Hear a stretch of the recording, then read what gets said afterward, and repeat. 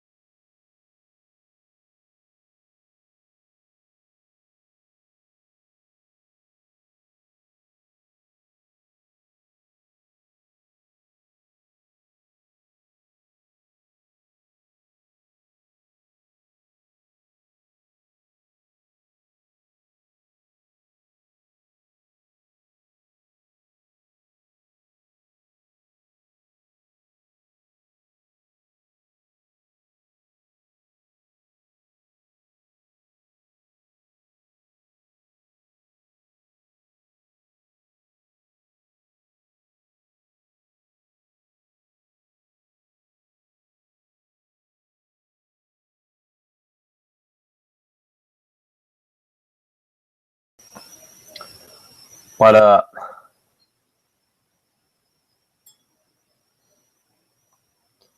Testing 1 2 1 2.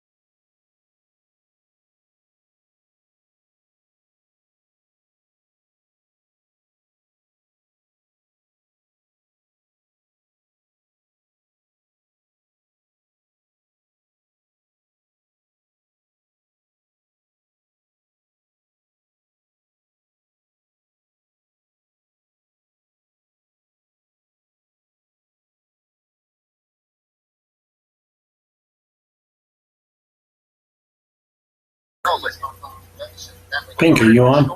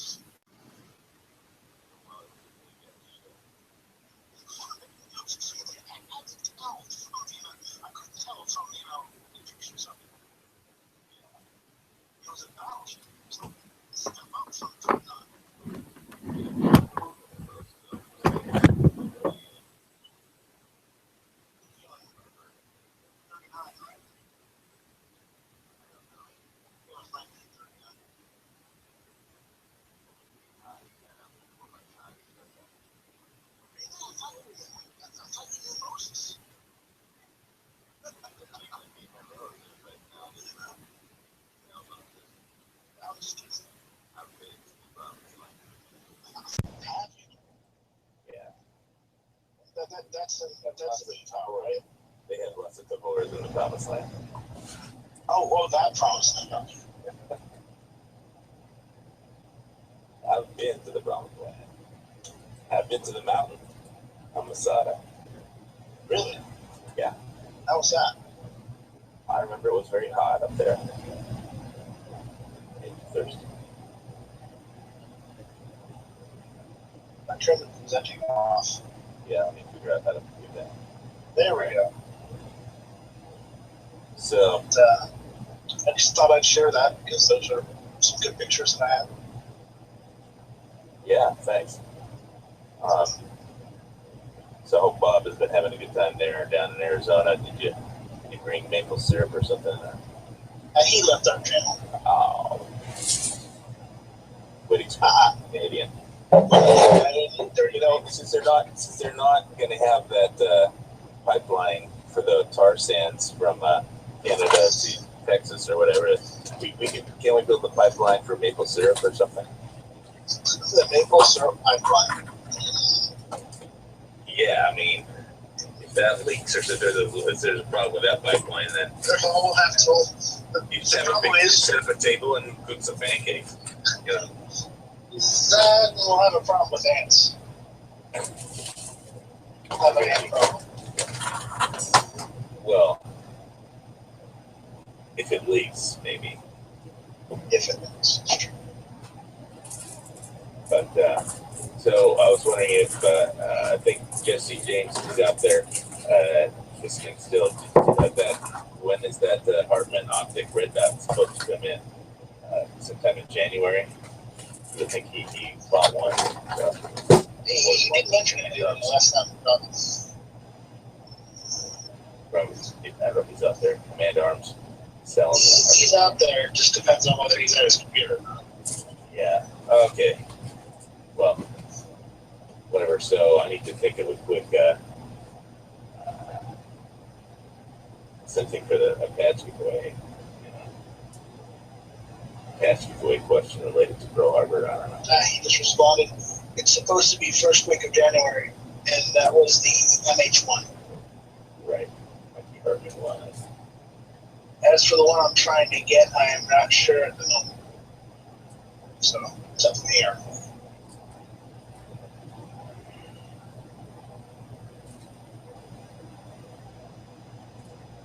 All right.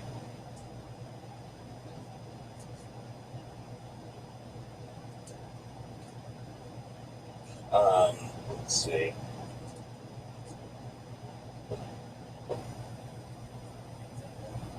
I'm looking forward to seeing, hearing about that MH1 and seeing how it works and if he likes it. Yeah, he's going to have to make a YouTube video course. Yeah. Like a 10-hour all day at the range shooting with a gun of a video. And,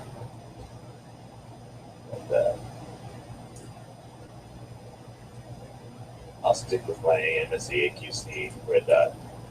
You know, here's the bad thing. You know, I have all that land back there, but I don't have like table or a chair or anything. I just don't have any of that back there. I just Well, you go got back there and stand up. Well, buy one. Go to Goodwill and buy a used one. Table or something. You know, but like the table like they have for rangers and whatnot. I don't have any of that stuff. I was thinking about building like a backdrop. You know, not backdrop, but a line like they do that they have at rangers and just set that up. But I don't know. Well, you go to a junkyard and see what they have.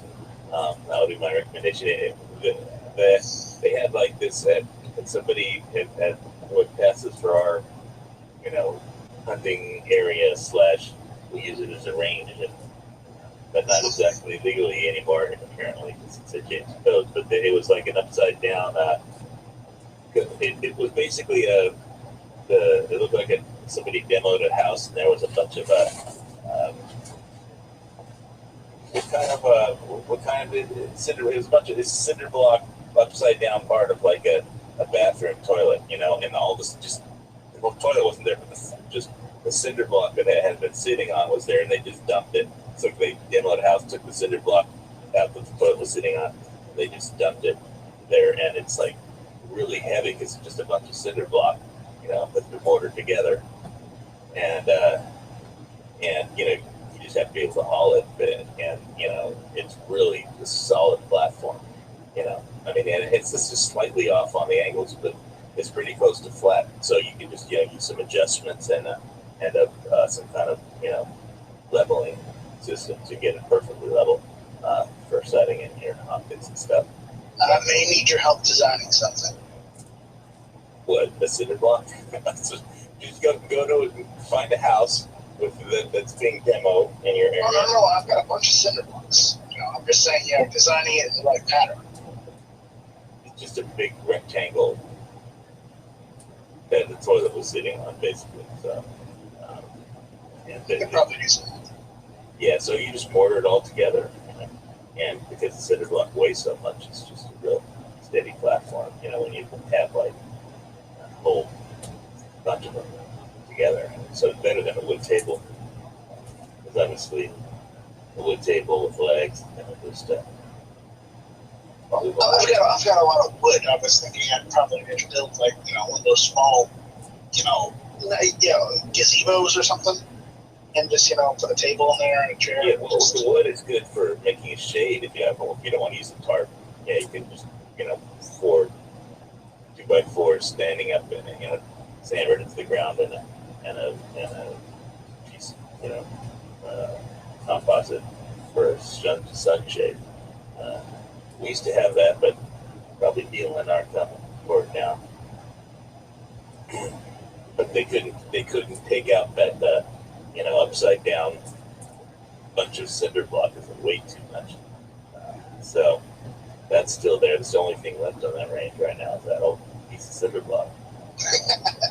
You know, so get somebody done there specifically for that, and it's really good. So I would say, yeah, mortar some bunch of cinder block together, and you know, have a level, and if you can't make it perfectly level, then you know, they have adjustable, like CTK has an adjustable feet on its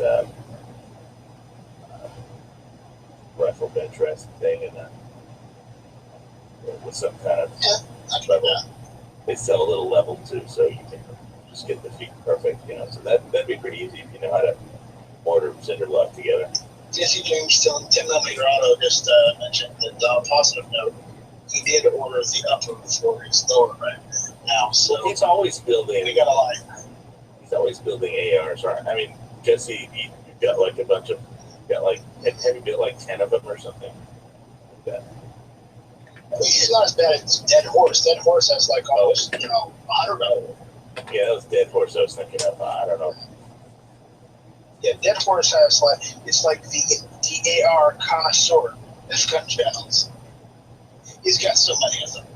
Yeah, I don't have all. I just got my Tabor, and I wasn't gonna really go spending more money on 5.56. Well, I couldn't afford a divorce, so I built an AR-15 instead. Yeah. That's my excuse. Oh, okay. So this is the Jesse James 10mm auto's first one. So that'd be cool. Yeah. Dead Horse is the builder, though he has mentioned he has gone out and bought ARs as well. So, but So I was just gonna say, you know, our president really needs to man the fuck up and stop being such a pussy, but you know, so.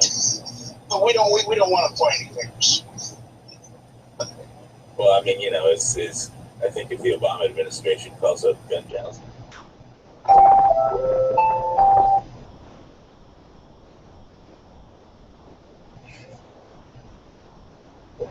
Why's your camera on? He just got out of the military back in November of last year. Okay, he was a nuke, you know, so he basically worked on the reactor, you know, on the USS Jordan. Can you hear that?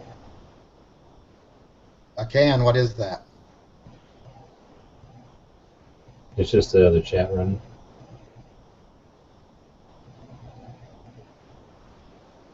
Where is everyone?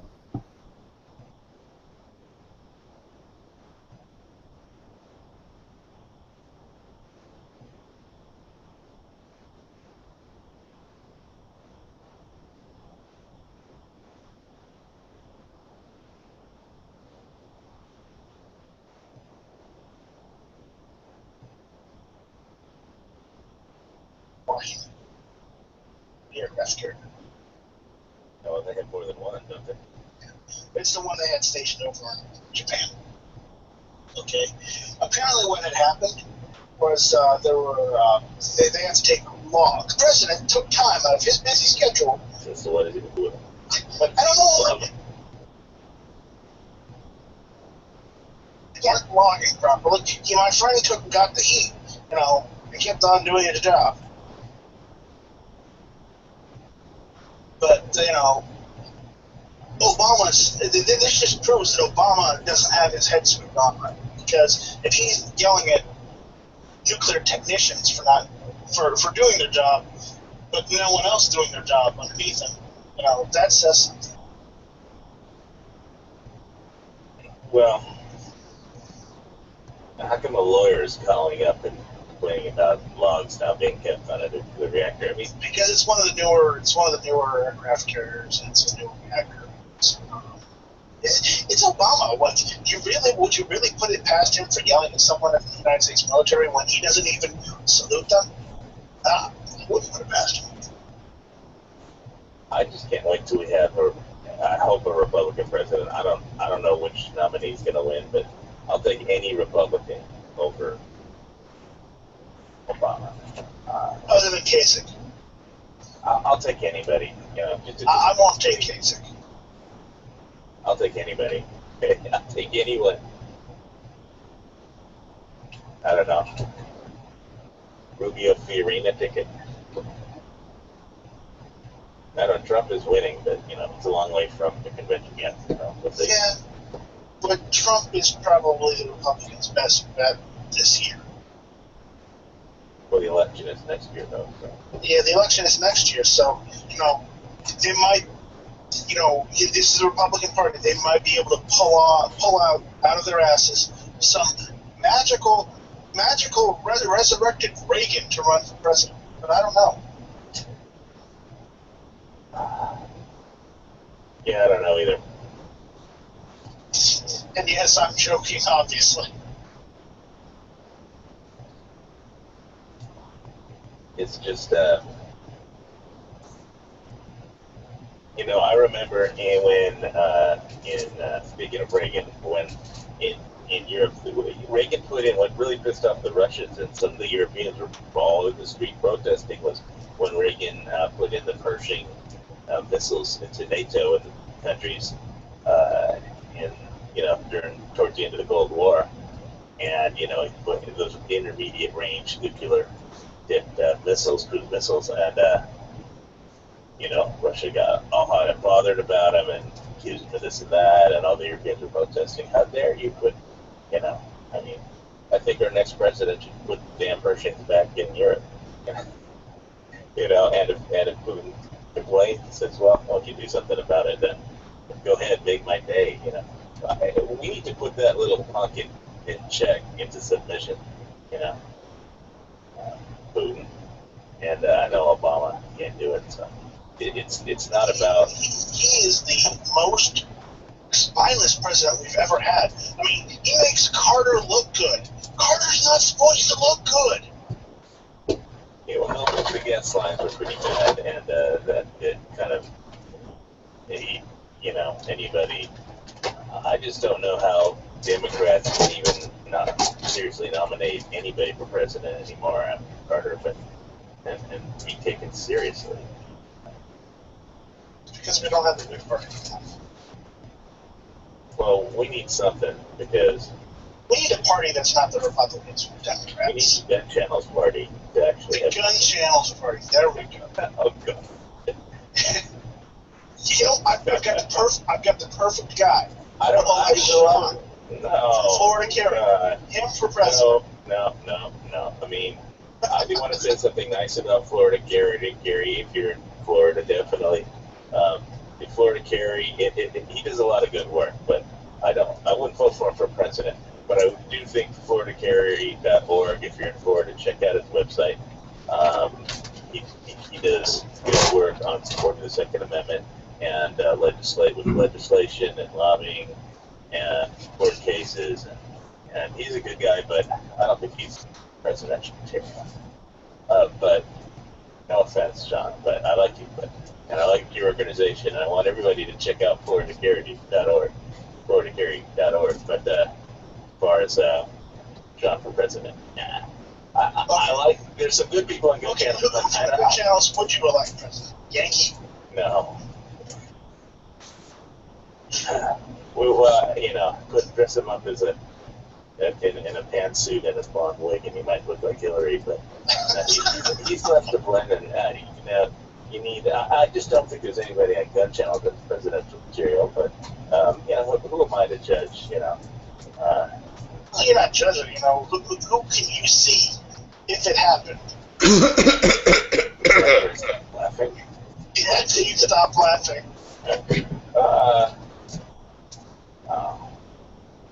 Are you crying? One of the military service guys, that's been in the military, but so it wouldn't be me. I'm not running for president. Are you replaying the chat? I like playing poker, drinking, and fast women. So, How about Stone Guy? I'm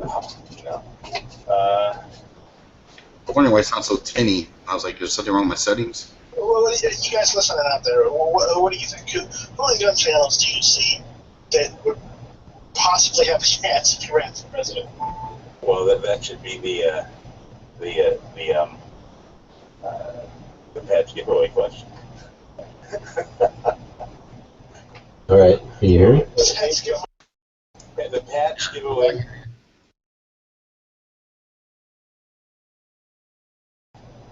Is this mic working? Yeah. Yeah. Can you hear us? I don't know, it sounds like you're 9 miles away. I'm going to try to refresh. Can you hear me okay? Yeah, I can hear you. I can hear you. I could hear G-Webs too, but I don't think he could hear us. Who was he talking to in that chat that was just broadcasting? I don't know. I don't go to a lot of Hawaii chats.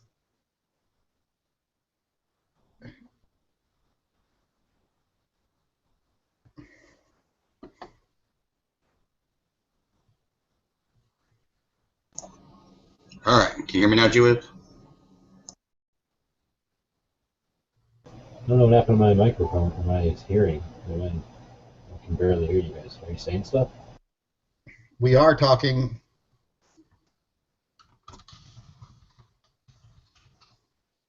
Send him a message over the thing. I don't think he can hear us. I'm speaking normal level, man. Can you hear me well? Because I can hear you loud. Yeah, I can hear you pretty good, G-Webs. No, I'm talking about me. Yeah, you too.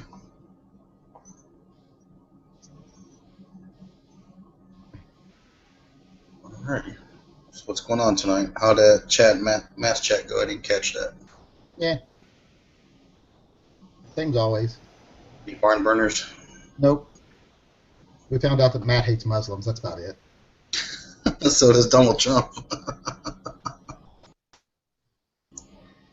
Do you think he's trying to really, take a big-ass lead with this statement?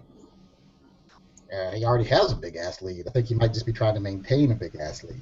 Well, yeah, he's doing pretty well, but, that statement, it's going to fare with a lot of people. It's also going to put him in with the, it's going to fuck him up with a lot of people, too, because they're going to be like, I don't think it's going to fuck him up with as many people as you think, because, got to remember, I'm a fairly liberal person, and I'm so sick of hearing people go, you're an Islamophobe. No, you don't tell someone that says don't run with scissors that you're an impalophobe. If something's an actual threat, you're allowed to point out it's a threat. That doesn't make you hateful. I agree. I don't take issue, but I can, they said the liberal media and the PC people are, but, not worried about them. I'm going to refresh and see if G-Webs can start hearing me.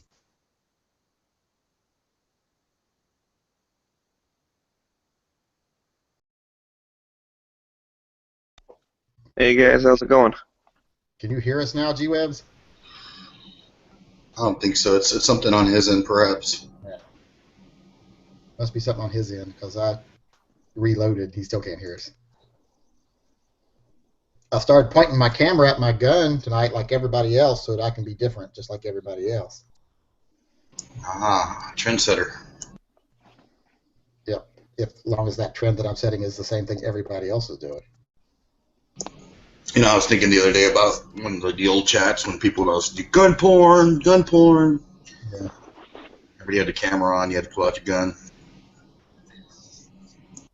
Why is Smeggy showing us his shirt? This Every Second Matters. Yeah, but it's on a black shirt, so you can't really tell. But it's a big patch. Is that an authentic licensed Every Second Matter shirt, or is that bootleg? Must be bootleg because I didn't get a check. Well, you can take it up with G-Webs then. Cheers, It's not like I bought it from some, stand in the middle of the mall. Speaking of T-shirts, Giada Chiappa saw my best carry guns video, and she's like, "Oh, I want to send you a box of promotional stuff from Chiappa." And I'm like, "Oh, great, sure." And they sent me stuff. They sent me some nice hats. They sent me a nice big mouse pad, Chiappa, like a work table pad for your guns that says Chiappa Firearms on it. Stickers, stuff like that. A really cool notepad. I mean, they sent me a notepad here that's got like all the, I don't know if you can see it there, but it's got like all their guns and stuff on the notepad that you can. Each page is a different picture of a gun, but which is very cool. And then they sent me some T-shirts, which is very cool. But all the T-shirts they sent me like 3 T-shirts, really nice T-shirts. All 3 of them, XXL. Hey, send them to me. I'm a double X. So they were watching your older videos? I don't know what they were watching, but I'm like, I am not an XXL. I am a large. I always figured you for an extra medium. The hats are nice though. They sent me a camouflage hat and a black hat, so. Now if they just send me a gun, that'd be nice. You just tell them, hey, I got all these buddies that love your stuff too. You just send them a bunch of shit too. No, I don't want to send you guys anything. I want to send me a gun. Oh, hell yeah, Marine for president. Yeah, he would be a good one. He's too busy running a football, running a bar for being bouncer at a bar for a. Well, yeah, it'd be nice to have a Marine. The hell are they yapping about? Is that live or is that like a rerun?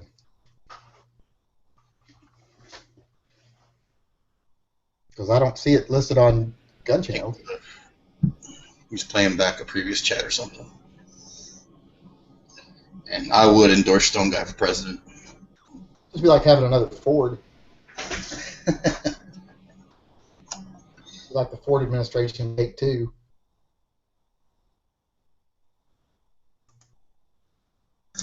Didn't he slip, tear his ass pretty hard on the stairwell getting off Air Force One? He fell a couple times.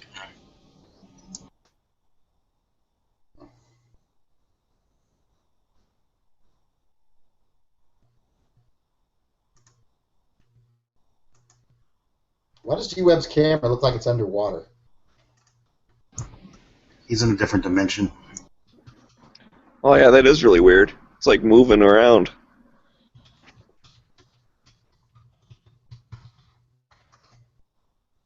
He's in the Nexus. Maybe his camera ate those astronaut mushrooms. Now it's tripping out.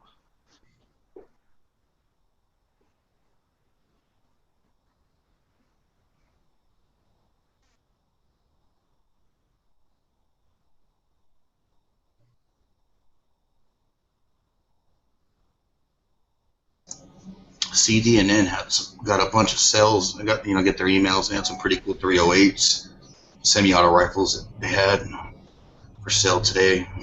No, they weren't cheap, but pretty decent for like 900.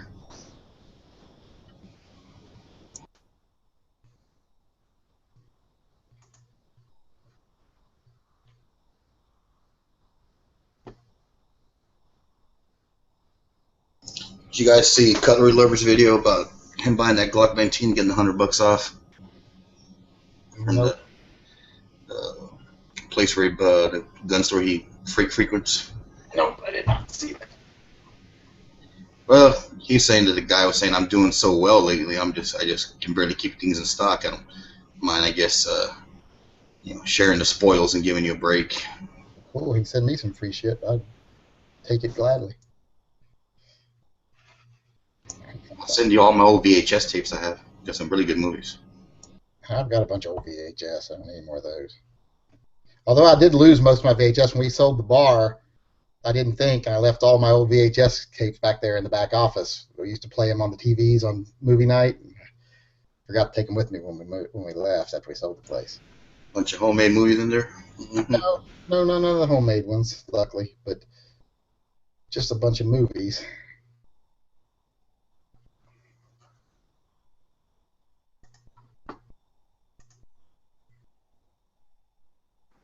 You should go back there now and ask for them back. Can't. They went out of business. They didn't last a year after they took it over from us. We were doing well. Our numbers were ahead of schedule, etc. He took over and thought he could do things. I'm going to make some changes that'll make it even better, and killed it. Did you used to have those meters on your bottles? No, I trusted my bartenders, but ours was the main dining area and the bar area were on one side, and then there was a secondary dining area on the other side, which had a stage where we did live shows, music, etc. And we were an adults-only place, no kids. Well, he decided he was going to turn the stage side into a kids-friendly side so that people could come with kids on that side and without kids on the other side. I'm like, people don't want to come to a martini lounge where there's kids. He found that out that I was right pretty quickly. Yeah, you're not going to pay top dollar for martinis and having a bunch of screaming kids and pissing you off. There's a place here downtown. It's been around for a while, and it's freaking like $10 martinis, and called Swigs.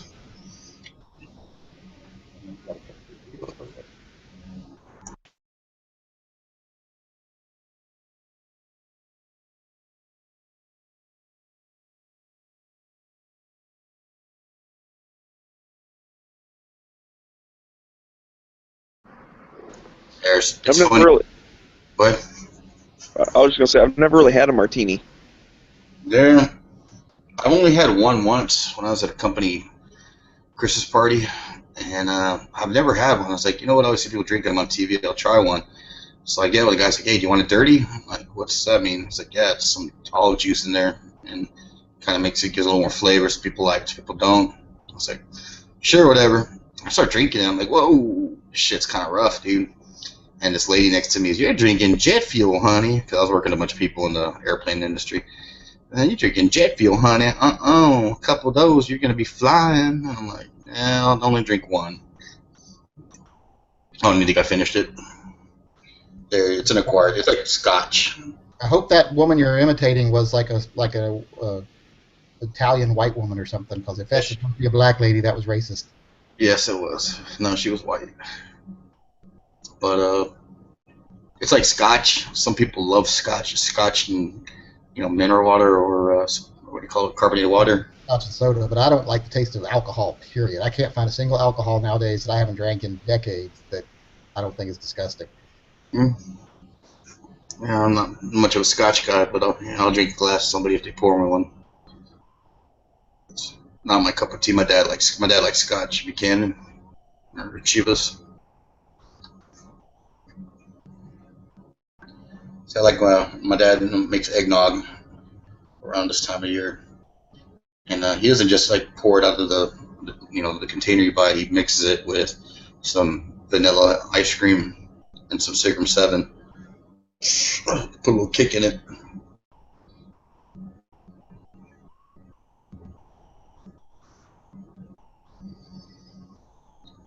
Yeah, but that hole in the wall bar I used to go to, they used to meter all their alcohol.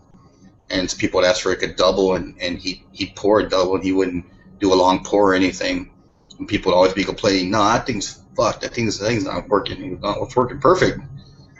Our bartenders aren't being cheap or giving you too much. Pours a perfect shot every time.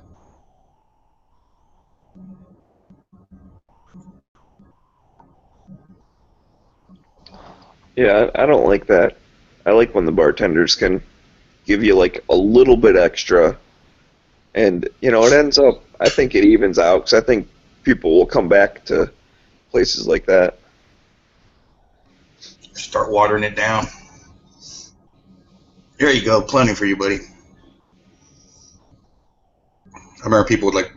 I worked in a bar for like a week, 2 weeks, and you get these big ballers come in there and they want a bottle. Bottle of Jack costs $30 at the store. It costs you $200. Take it to your table. That's the way they charge you per shot, whatever the value of the shot is. They charge you for the whole bottle, and then you got to buy the setups too.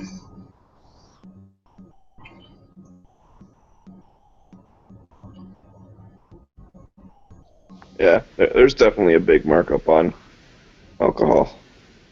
Yeah, I used to hate going on my roommate because he drank Crown and Coke, and I just drank beer, And then he buys, you're right, your turn, dog, but around. And instead of $7 pitcher, fucking his drinks were like $8 a pop. I'm like, God damn.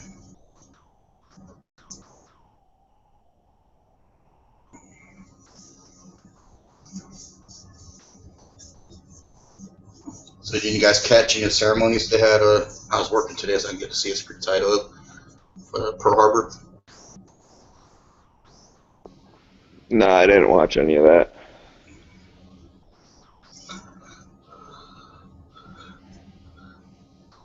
Whew.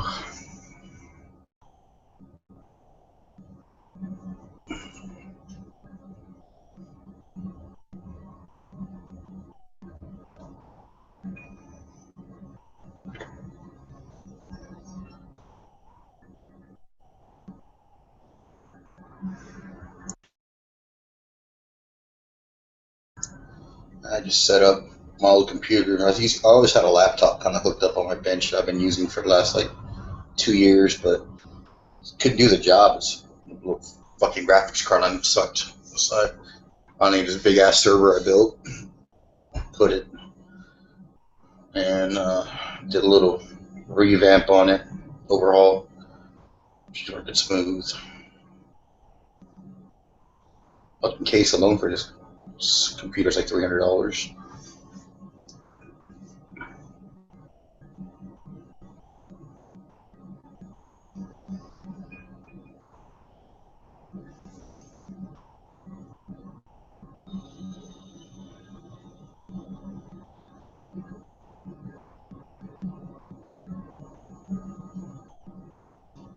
My phone's ringing. So you gonna get that new Samsung Note 5, Yankee? No, I don't think so. From everything I'm seeing, it's not an improvement over the Note 4. I'll tell you this. My Note 4 is an improvement, a slight improvement, mainly the camera over the Note 3. But I swear to God, my Note 3, I think, ran faster when I rooted it and had it all souped up than my Note 4. And the reason I won't buy a Note 5 is because the Samsung went the way of Apple, and you can't put a micro SD card in it, which is one of the biggest things that drew me to it, is having your own storage. I gotta have my own SD card, so when I change phones, I still keep all my pictures. Sure. They're doing that because they're trying to force you into buying cloud storage. Yeah. And I mean, I would never put anything or let anything upload on the cloud. I didn't want to get hacked, but nevertheless, it's all those Already had that happen once. celebrities they're complaining, oh, my pictures got out. You're showing yourself butt naked.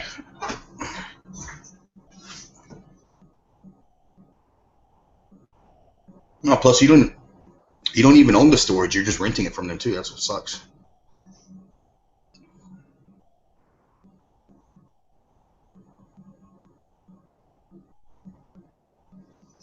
Yeah, SD cards came out a lot cheaper. I just bought a 128 gigabyte card for like $45 of free shipping on Amazon. Samsung Evo. I bought two 64 gigabyte cards for like $25 each. Pretty cheap right now.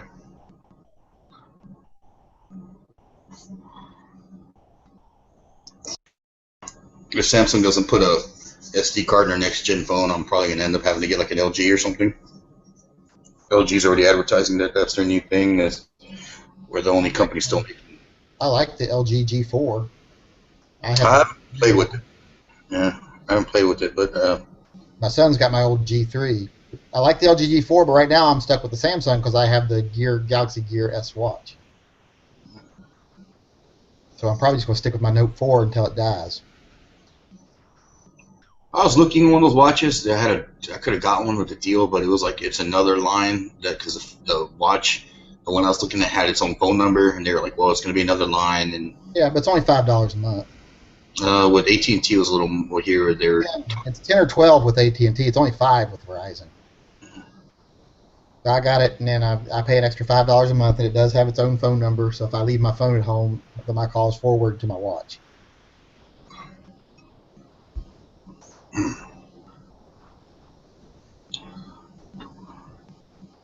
That's kind of cool, yes.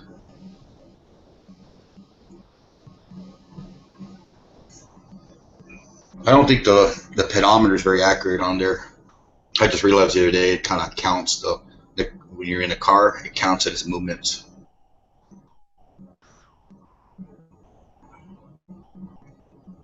Not on the watch, but the phone.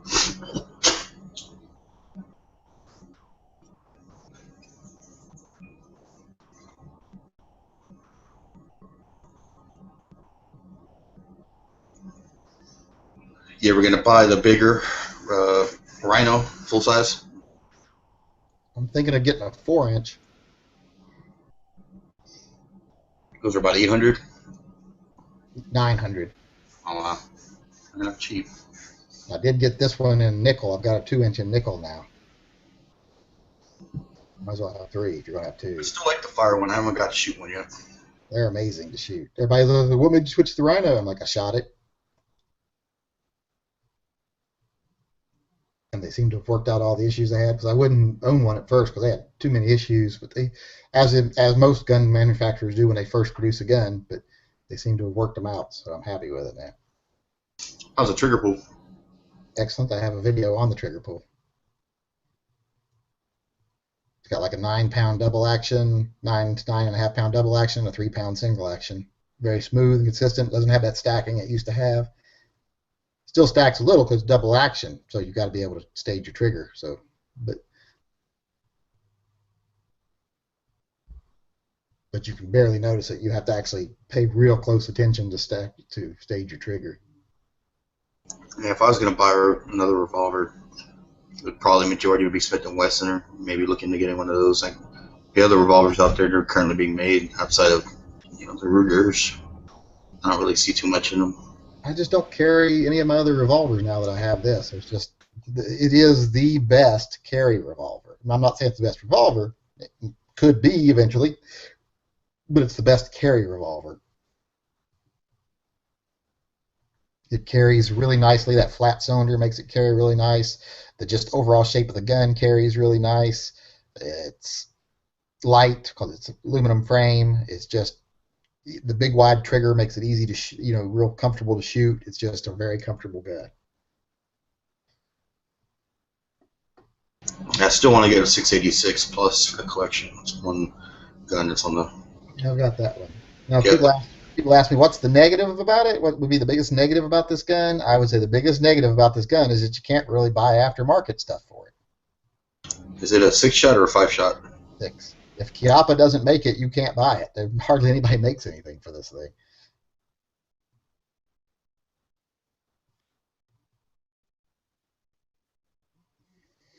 Does that one have a rail? No, only the 4 inches above have a rail.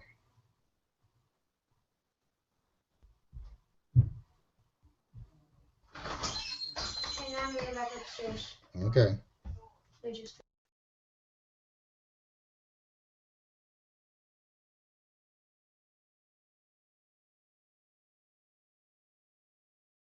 Well, the kids found their Christmas gifts yet?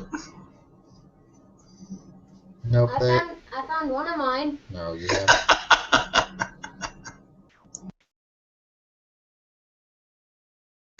Yeah, I know where Daddy keeps them. He thinks he's slick. he's just saying that because I let him have a gift early because he took his brother to the store the other day, and his brother's 17, so I don't worry too much about, making sure he's surprised or anything. I like to get him what he wants. And he had some money that his grandmother sent. His grandmother sent him $300 a piece to buy him something for Christmas. So he said he broke his headphones for his Xbox. He's always had a pair of cheap headphones, like a headset. And he said, I want a new headset. And I was like, okay, well, I can either pick you up a cheap one or we can go over and buy you a nice one that's from your grandma for Christmas. So he wanted one of the nice wireless ones. It was like $150 for a pair of headphones for Xbox One. He chose that, so he got a Christmas gift early. And because he got a gift early, my little one was feeling really left out, so I let him pick out he needed a new set of headphones for his phone, so I let him pick out a pair of those Skull Candy headphones that he could have as part of his gift from his grandmother. So that's why he's saying he found it. That's pretty slick. Shit, my grandfather, he had money, and the only thing, remember I was asking him, I was really into this one Walkman back in the day. It was like $150, had like all the fucking bells and whistles. Had my heart set on it, and like he got me like this one he got from like a drugstore for like $15. Here's your Christmas gift. And he was cheap about that, but that's why he had a lot of money.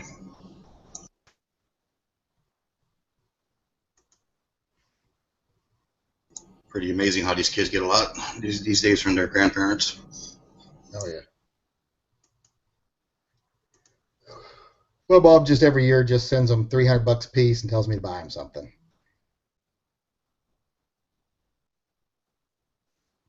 Well, I made a post on Facebook last night. I know she saw it now because I got a message today saying happy birthday from your belated mother, because I made a post on Facebook last night implying that she was dead. That way I could convince my kids that I could keep their Christmas money.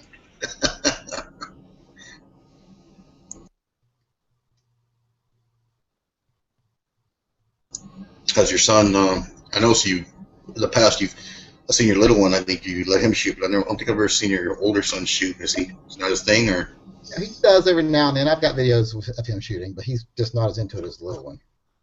Little one asks me every week if we can go to the range. He will go if I make him, the bigger one. He's got other things to do, like sit in his room and do nothing and text and play video games. I'm studying. I never see him. He never fucking studies. I make him sit at the table for half an hour every night when he gets home to do work, and he never has a half an hour worth of work to do. So I'm like, what the fuck are they doing in school? And his grades are good, so I'm like, I don't know what the fuck's going on. Like, do they not work these kids anymore? I forget what the name of the movie is, but that one where Ben Affleck rents that family with I don't think I've ever seen it. James, what's the guy's name? The soprano actor who died? Gandolfini. Yeah, James Gandolfini. He's like the father, and he rents like their family because he's like what Christmas. And the son's like 17 or something like that, and they're like, we can't get that boy off that computer. He's like, well, he's studying. Yeah, he's studying. If I was studying like that, I have a master's degree because he's pretty much checking porn all day, getting his rock stuff. Well, I don't know what they're doing at school. Every time I tell, they don't even give them like textbooks they can take home anymore. They do things out of workbooks and stuff in class. So I'm like, well, where are his textbooks? Oh, well, there's textbooks available to them, but we work out of workbooks. And I'm like, that's ridiculous. And then I'll ask him, like, okay, well, what's he got to do tomorrow? Oh, we're working on a group project, blah, blah, blah. And like, it's always like these group projects and stuff now. It's never like he needs to read pages, these pages and do this vocabulary or something. It's just they're always working on like group learning stuff. Well, they post assignments online now, don't they? Yeah, it's all crap, and you can't read it. And if you do look for it, it's like 2 months old when you see it. Well, what's really, I think they should do more of it, even though they're really high theft, iPads. But the cost of books alone, and then storage, the transport, taking care of them, and then selling them again, the constant, replacing textbooks. If you just did everything digitally and handed, people iPads, I know they're saying, well, they're going to get stolen like crazy. I still think it's cheaper, even no matter how many get stolen, it's cheaper than issuing textbooks to kids that get lost. Companies like Apple and stuff like that, they could give enough iPads to every school in this nation and write it off on their taxes and be fine. Mm-hmm.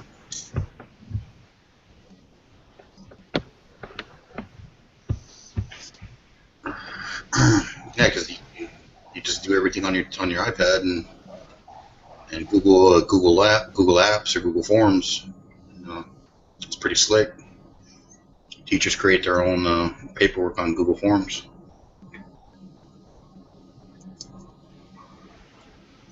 So can you do as much on a pad as you can on a laptop? Because I'm just thinking that Not there's possible. just so much limitations on a pad.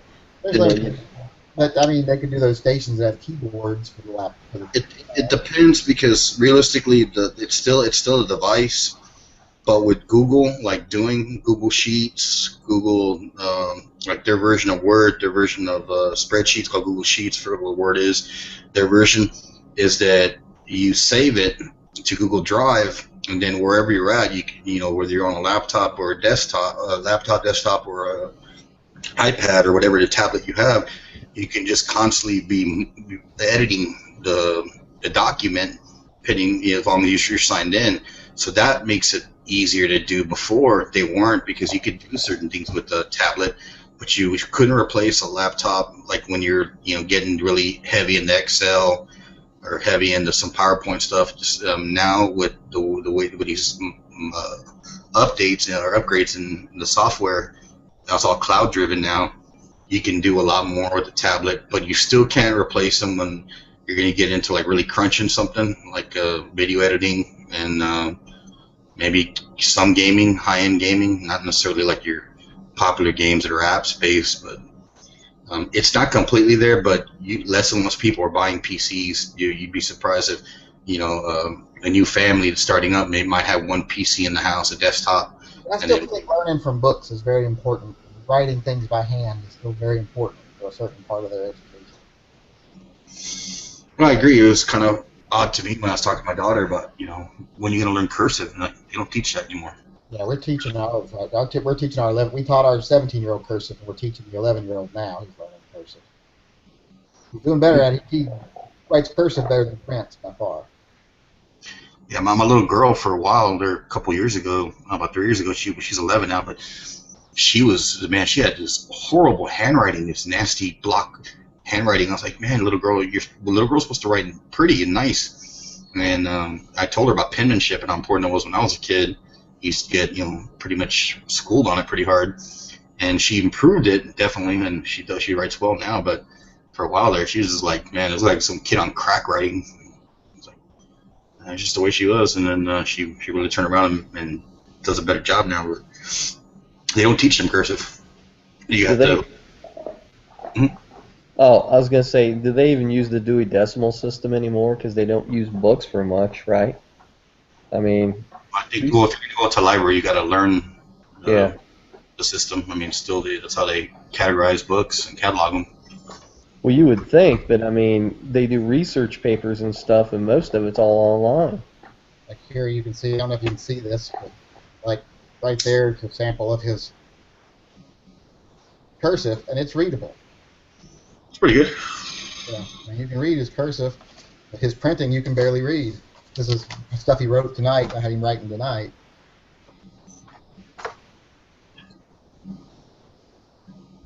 Well, my little girl still likes to go to the library, and she's like a library's worst nightmare. Don't you mean library? It's the way I always said library. But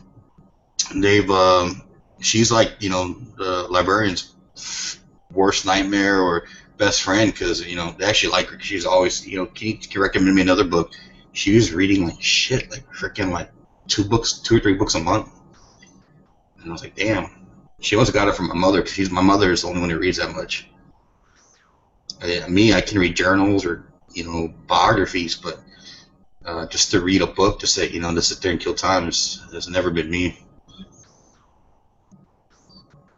When I was younger, I read all the time. I mean, by the time I was in junior high school, I'd read lots of books. I mean, I read things like Watership Down, Animal Farm, Where the Red Fern Grows, Old Yeller, White Fang. I read all those, but they made us read them. Well, I've read them because I liked them. I mean, I'd read all the Stephen King books by the time I was in, junior high school, up to the point where they were at that point. And I think I remember in the 8th grade, I'd get ALC, I'd get detention, and I was like, cool, because I could finish all my work in the first hour and then sit and read The Stand for the rest of the day.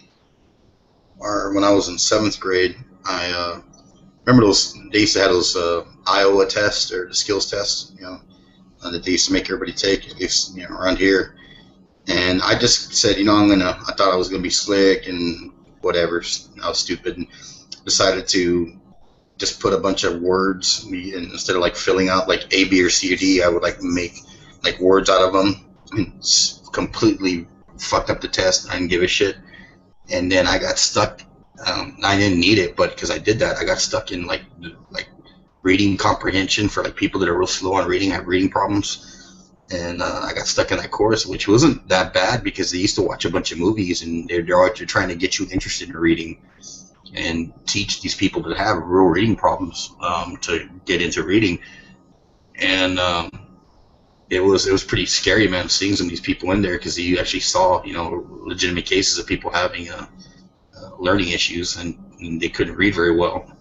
They looked perfectly normal, but I was like, yeah, that's what I got myself into. Fucking idiot. What was it saying? Reading is fundamental. Yeah, well, we got to read a bunch of like short stories, like giving you comic books, read a short story, and do a little report on it. Again, trying to entice people, I guess, that just didn't want to read at all or had issues. I have my youngest one read comic books because he is not interested in reading that much either. So I give him comic books to read, and it's really improving his reading. Yeah. It helps. Comic books are pretty advanced.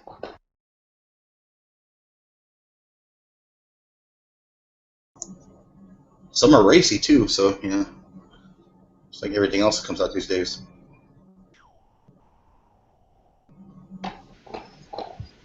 I ain't gonna pay no $3 for comic books. Shit, I remember they used to be like freaking $50. They were like $1 when I was a teenager. I remember in the mid '80s they were 75 cents, and then went up to like $1, $1.25, $1.50, and then the slick comic books were more expensive than the newsprint. But then about mid '90s, I don't know what happened. I used to buy the annuals and then buy the graphic novels when they make them. I used to go to the comic stores. Those were fun. Oh, dude, I would spend like $20, $30 on comics and stuff when I was a kid, and even as a young adult. But now so much has changed, and so much of the storylines have changed, and the histories of the characters have changed. Beyond what it was in the '80s and '90s, that I have no freaking clue. Well, what's odd is, all these movies that they're making of famous comic book characters from the old days. I don't see too many new ones that I hear about. Kids talking about this is a new comic, but then again, I don't really follow it, so there could be some really good ones out there that are interesting. But I don't hear maybe talk about this new comic character, like the new, like the not the like as big as like the X-Men or Fantastic Four or Spider-Man or Batman. I think the last one I ever heard that came out was like Spawn, that had a good following. Well, yeah, I read all the traditional stuff. But then back in the early '90s, a bunch of the artists and writers left Marvel and started Image, and I got into that because they were like, some of the better, like Rob Liefeld and some of those guys. Great artists, great stories, and I don't even know if they're still putting books out now.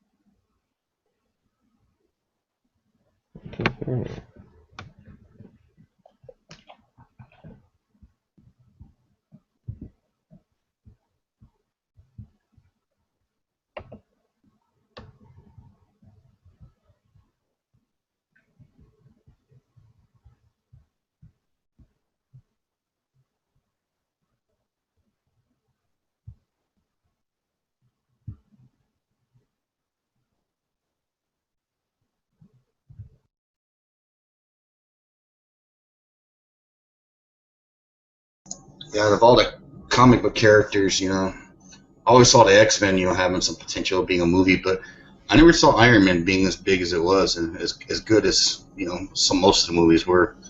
The last Iron Man movie I didn't care for too much, but Well, you needed CGI to get to that point where X-Men will be great, and I think that's worked out for them. I think like most of the great X-Men stuff was between the late 70s and the early 90s, but I used to get what was it? X-Men. It was the one where they just reprinted all the old stories. No, I can't remember. the Uncanny X-Men? What's that? The Uncanny X-Men? Well, no, it was basically a reprint comic book of like older stories. So like stories that were like 10 years old, they would reprint them. And basically they could resell the same story. And I can't remember the name of the title. Yeah. Remember I had some odd comics too, like Gru, the Warrior. Gru is goofy. Yeah. Eastern and Layers, the original. TMNT, yeah. And then, what are the other ones called? The Rocket Raccoons? See, I never got into that, but I did read. The hamsters. What were those? Yeah. Now, a buddy of mine. Black Belt Hamsters, I think they're called Black Belt Hamsters. Yeah.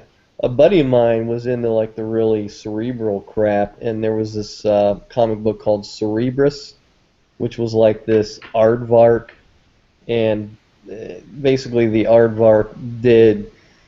It's weird. They basically made fun of regular comics, and it was kind of one of these independent underground comics, and each episode they would make fun of like a different comic book. They make fun of Wolverine, they make fun of, I'm trying to think of just a bunch of different ones, like the Secret Wars and all that stuff. And they would do story arcs, and the main character was a freaking aardvark, so he was really into that.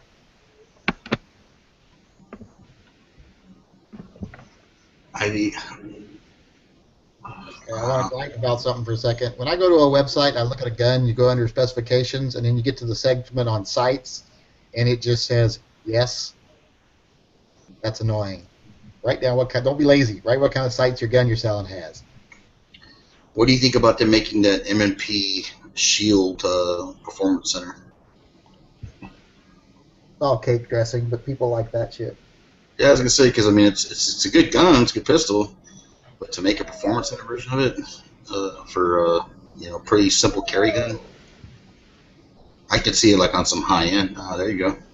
I could see it like on some higher end guns that were always kind of top notch, and you're gonna put a premium, on it. That was sweet, man. G-Webs has an old TMNT.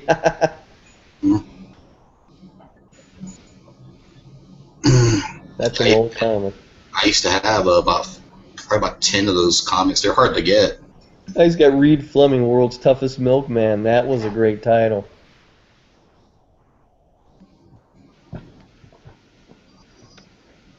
See, I used to get The Tick as well. I thought The Tick was kind of funny. And they made that into a TV series with, Warburton. That guy was pretty good. That got canceled because I thought it was funny. G.I. Joe comics.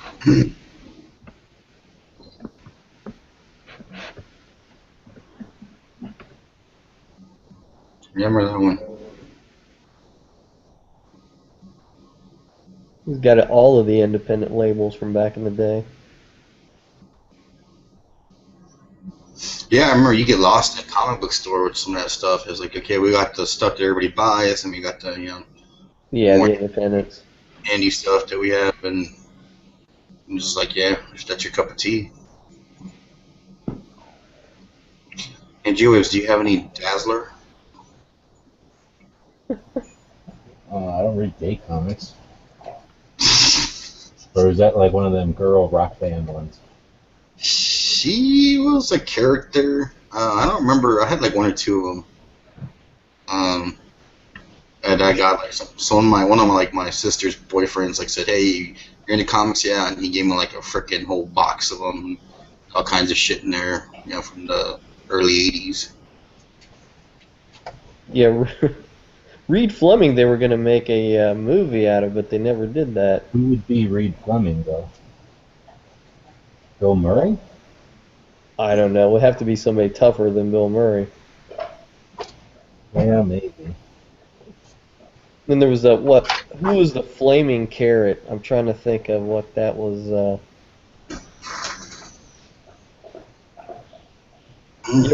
Did you ever read Hard Boiled?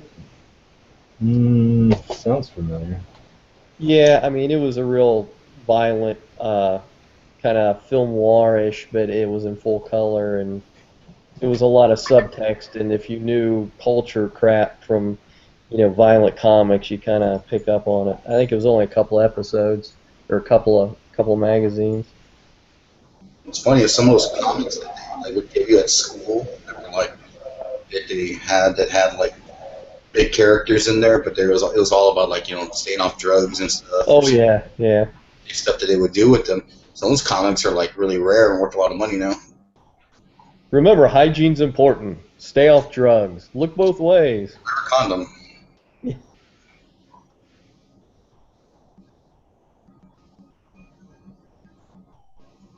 I used to love, what was that cartoon they had? I think it was Amazing Spider. Was it Amazing? Because they had Spider-Man, and every now and then you'd see some X-Men characters in there. And what's his name? Was it the Silver Surfer? Well, no, it was Iceman. It was with Spider-Man all the time, running around in those cartoons. It depends on which Spider-Man. I remember the old Spider-Man that, for being animated, it was very flat, and I can't remember which Spider-Man that was, but... Well, it's like watching old Batman, Adam West, the Batman series, and yeah. He liked it or hated it.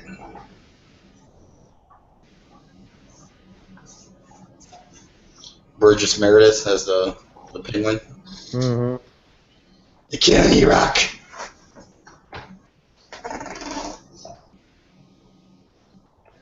Yeah, I think, what was the guy? It was Jim Lee who did the ongoing Punisher series, and then did Punisher War Journal, I think, and that's when it really got good.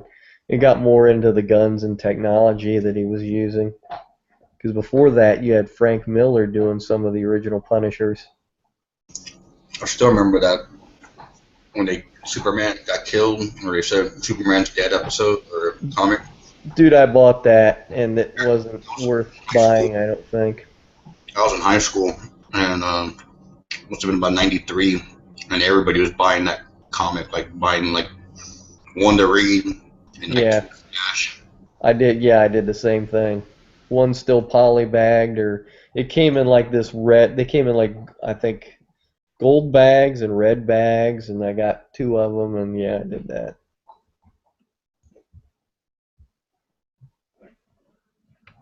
Yeah, the death of Superman. I think the most expensive comic I had, its value was the Batman, the Colt. They were these thicker kind of like series, and for a while they were going for like $60 bucks. So a book, and I dumped them when they were at their peak, and I dumped all 4 of them, I think, and got like about $100, like that, maybe $200. 160, like that. Your old man ever give you that spiel that my old man gave me about how he used to have all the big baseball cards? He had the Mick, he had the Babe Ruth and all that shit, and Grandma threw them away when and Lou Gehrig, all like every baseball card you could ever want, they're like worth shitloads of money, and Grandma threw them away because a couple years after they moved out of the house. I heard that story like so many times from people's dads. Well, I just got told collecting comic books was a waste of money. So. Well, I mean, it's just like playing video games is a waste of your time, and there's people that make a shitload of money doing it on YouTube, and they got that following, or the people that got into graphics design never saw that kind of money coming out where, Blizzard and all these other people, these giants jumped in to make these corporations where they're paying these graphics designers, $100,000, to help produce their games. That's a never-ending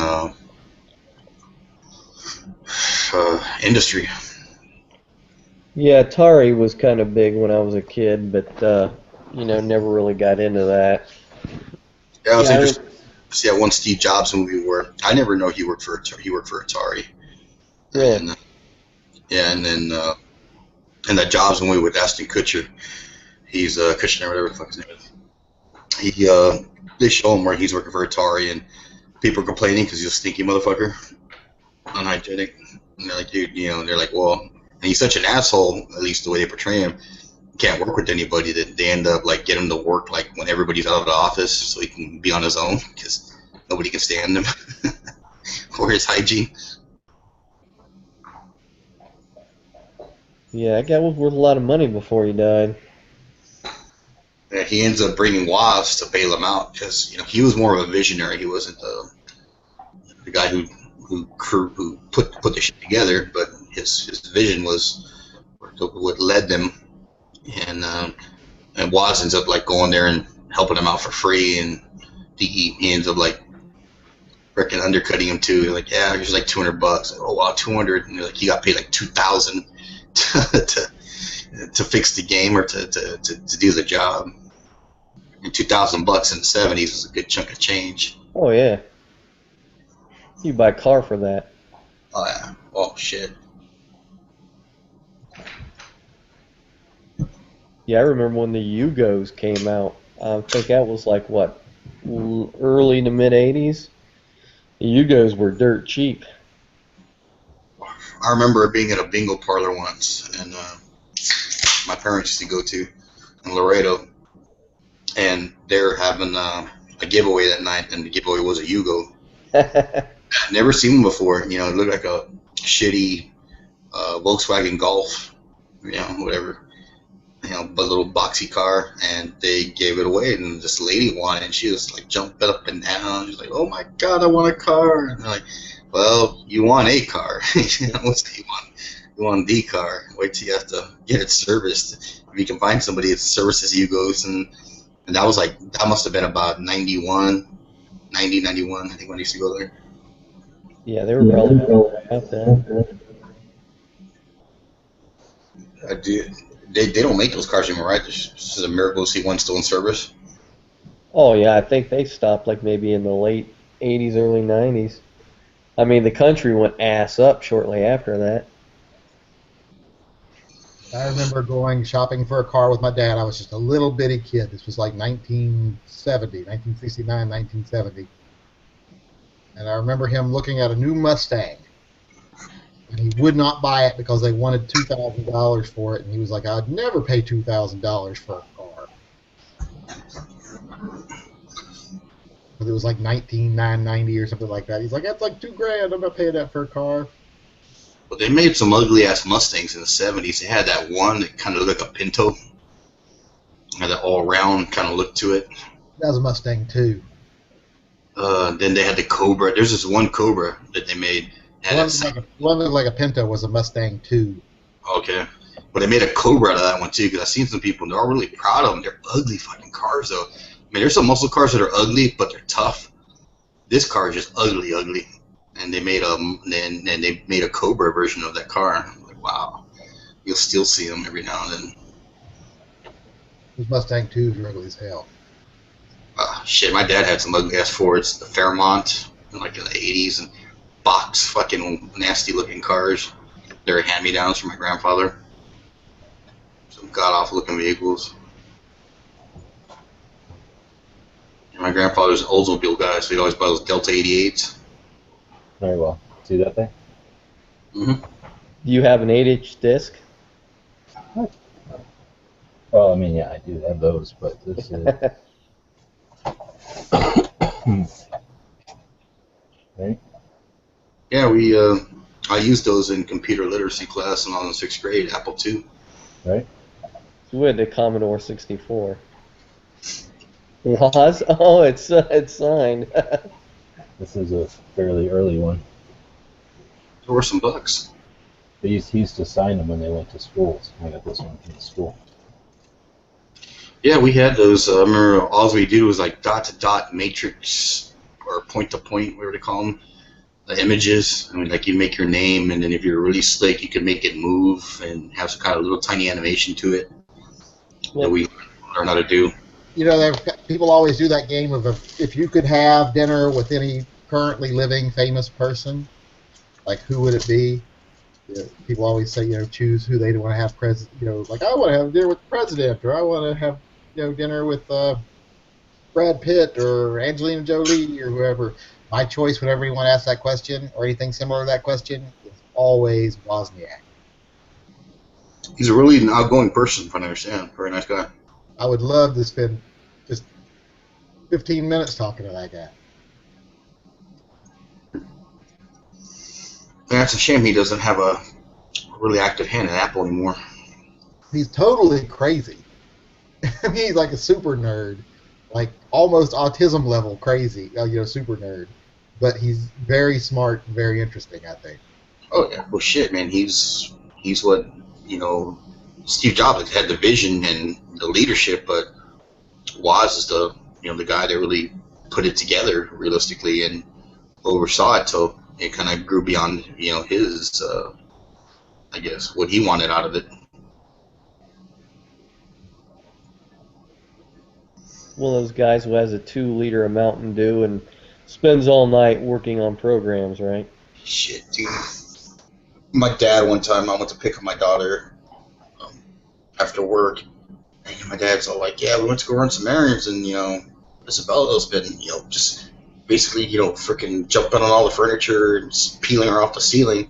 Like, what'd you give her? A big old fucking 64 ounce of Mountain Dew. I'm like, well, that'll do it, Dad. It's one of the highest caffeinated sodas out there. Yeah, outside of like Jolt. I don't know if that's still made. Mountain Dew is hillbilly piss. I won't drink that shit.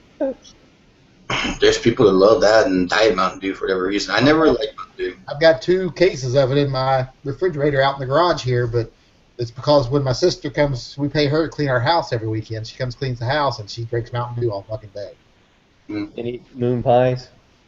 No, we don't have any moon pies. If I bring moon pies in the house, I'll eat them. What's funny is a lot of people, you remember that drink Mellow Yellow? It was like Yeah. It was like the other side of it, because like they had Dr. Pepper and Mr. Pibb.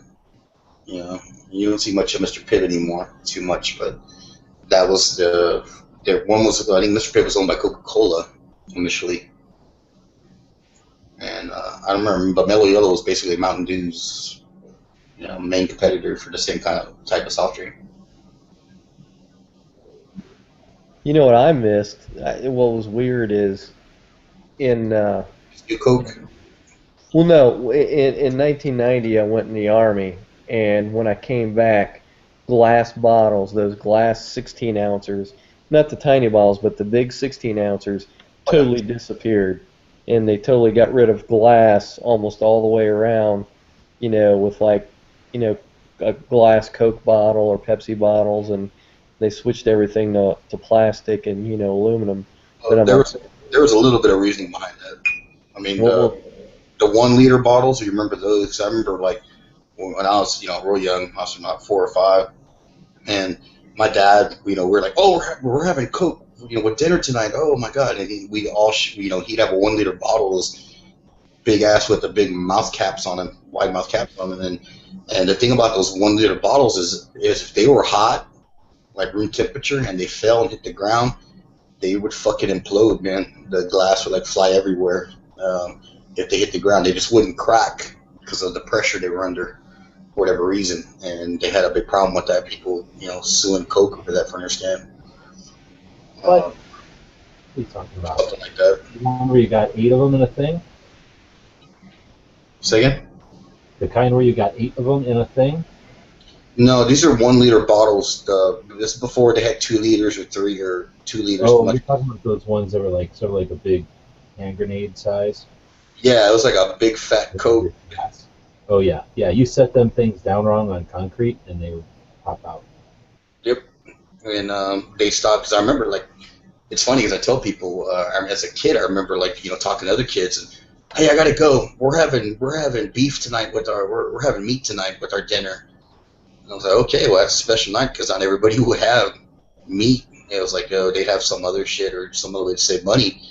And I didn't live in a poor neighborhood either, but that's the way that they were. It was like, oh, we're having meat tonight, so we definitely want to get home early and have lunch. And same thing with soda. It's like, oh, we're having soda because remember a lot of people would use Kool-Aid.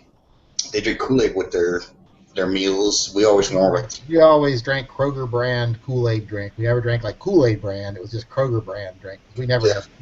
When I was a kid, we didn't have soda. The only soda in the house was my grandfather's RC 2-liter that sat on the counter that he mixed his bourbon with.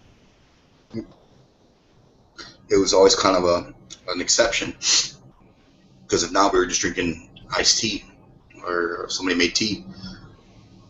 And that was what we had. We weren't much of a Kool-Aid family outside of like the lemonade or whatever, the flavors. Nobody really drank Kool-Aid in our family. But that's what everybody else did. All my friends, you go to their house and they'd have Flavor Aid, the cheap like any Kool-Aid's too expensive. They had Flavor Aid, which is the really cheap version of it. When I was a kid, we were living in this apartment complex in Point Pleasant, West Virginia. And when my grandfather would come over, he would give us 50 cents each. And that was a big treat because with 50 cents we could run up to Carl's, which was a delicatessen up at the top of the hill from where we lived. We lived down in the holler. And go up to there, and for 50 cents you could get a bag of like Funyuns or pork rinds, on small, like a medium size. They're not small like those little small packs you get now. They were like about half the size of a full size bag of chips. Before the grab bag. Yeah, and then you could get a red cream soda or a Pepsi, etc. for 50 cents. You get both of those things for 50 cents, and that was such a treat to us to get a soda and a bag of chips. See, my grandfather would do the same thing, but it was like in the late 70s, early 80s. And he'd give you $1, and with $1 you could buy, like you said, a Coke and a bag of chips with $1 back then. Yeah. This was early 70s too.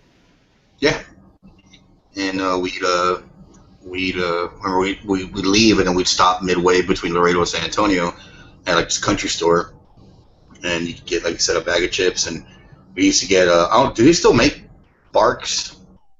Yeah, Barks is the red cream soda I would get. Root beer. I would always get Barks red cream soda. Yeah, if I drink root beer nowadays, it's always Barks. Yeah, we get the root beer. That was one of our favorites back when I was a kid. We get the Barks root beer, that silver can back in the day. And then a bag of chips, and I got pulled over once because of Barks root beer, because I would always just chug root beers as I was driving back and forth, because Barks root beer has caffeine in it. No other root beer does. But I used to drink them like crazy. I had a cooler with them in the front seat of my car, because I would always have to drive back and forth between work and school and where I was stationed for the military, etc. Back and forth, and then work, school, blah blah blah. So I had a lot of driving every day, and I was trying to keep from falling asleep driving, so I'd be just pounding Barks root beers everywhere I was going. And I got pulled over actually twice because state troopers thought that I was drinking beer, thought it was Coors. They thought I was driving with open container. Well, shoot, I don't remember Texas when they did the open container law. I know a lot of states did it early, and some did it. So I remember you could actually drink a beer and drive, and they wasn't until they, I don't remember when, I could be wrong, when they actually said you actually can't have a beer in your possession and drive. It's a long time ago. Yeah, I'm always kind of crazy about that when I buy, like, I'll get some of those Arizona, like, watermelon drinks, and they're like 24 ounces. I'll be drinking those when I'm on a road trip or whatever, or iced tea, and see if somebody, spots me and wants to pull you over, thinking you're getting tall.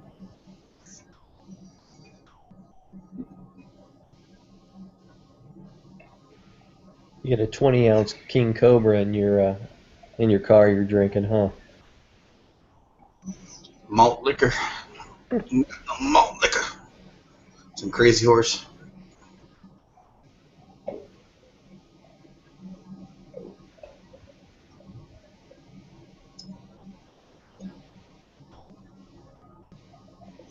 I remember drinking some of the shit my dad drank, man. A T-Bird back in the day. Whew. Screw top wine.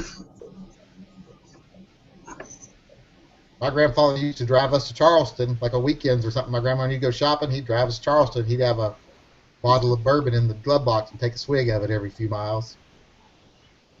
For medicinal purposes. He was an alcoholic. He had to have a drink every now and then to stay level. Yeah, I don't know. My dad, man, when you're my birthday parties, you know, you go like pizza parlors or we used to go to the pizza place like, you know, Pistol Pete's or whatever, or Peter, that was before Peter Piper and whatnot. Yeah, he used to serve beer there. He was always hammered, driving like fucking 8 kids in the back of the truck and the camper, and you know, bouncing us around, or, you know, driving us home. But you know, it's perfectly normal back then, or for the most part. Yeah, no Yankee will know this, that when you got sick, they would give you a little bit of whiskey and a little bit of honey that was supposed to cure whatever was wrong with you. He used to give me that all the time when I was a kid because I had colic and stuff as a kid. My mom would give me that every night. I knew this one girl, but she was full of shit. But she was she said she grew up in Poland as a kid. She's full of shit. We all kind of ended up tearing through her fucking pack of lies. But most of the stories that she did say she got from somebody else. But she was saying, as a in Poland, it's so freaking cold. It's so freaking cold that parents give their kids a little bit of vodka. Was it vodka? To warm them up. So why they wait for the bus? Because I mean, just a little bit, like a thimble, just to keep them warm. Why they wait for their, you know, their transport. You're gonna make up stories to impress people. You can't think of something better than I lived in Poland. I guess. I mean, then again, she was full of shit. She was always fucking this one person that just. She was saying she got captured, and when she was a soldier in the Air Force, and you know, they pulled her nails out and all kinds of shit. But she was always adamant that she can get raped. I was like, the first thing they do, I understand, is they rape you when they, you know, they capture you, especially if you're a woman, when they get caught behind enemy lines. And but she was adamant, oh, they pulled my fingernails off, but they didn't rape me. Interesting. And we ended up finding out she's completely full of shit. Which I was was going to get raped, and then they would pull my fingernails off. Exactly. Yeah. Do that first.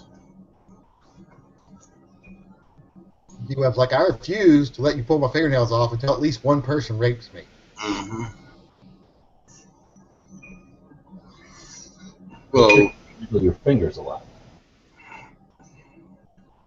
Yeah, we ended up finding a little. I mean, just because I haven't done something, I don't discredit people to say they do. Like, you're full of shit. But and I gave her, you know, latitude to then she was a technician who worked for me. But then, like, little by little, all these stories didn't add up, and I was like, "There's no way you did this or did that. It just doesn't add up." And then, you know, she was talking. She was a combat controller in the Air Force, and I was like, again, just because I didn't do it doesn't mean you can't. So I was like, whatever, fine. But then I looked it up once, and you know, don't jump on me, G-Webs, or what it's called, whether that's Spec Ops or Special Forces. And I looked it up, and I was like, they don't allow females to join. As of now, I understand they are. I mean, it looks like, but back then they didn't. They don't allow females to join Spec Ops or Special Forces. Well, not yet. We were talking about ugly Mustangs earlier. This is the Mustang my stepdad had, and I remember the time as a kid thinking it was the coolest fucking car ever. Now I look at it and I'm like, oh my god, that thing's ugly. Well, the paint job's horrible. That's like an 81, yeah, 82 Mustang. Yeah, those things were cool. Dude, I mean, one of my favorite Mustangs to this day, the muscle car, is like a 89 5.0 with that same kind of frame, at least that kind of body design, but, you know, with the more rounded off, you know, tapered edges or tapered, you know, and those are freaking classics. The only problem is you can't find one that isn't ragged out, that's completely torn up, that you have to rebuild as far as the engine. We were riding in the back hatch of that thing many times. Laying in the hatch, just laying there, listening to music as you're riding along. Just they fold the back seats down, and me and my brothers and sisters would lay in the back instead of sitting in the seat. Is that a German tag? That one is, but that's not the actual car we had. Oh. If you get a Ford in Germany back in those days, you're rich because they're very expensive to import. I don't actually have a picture of his actual car. That's just a picture of the model.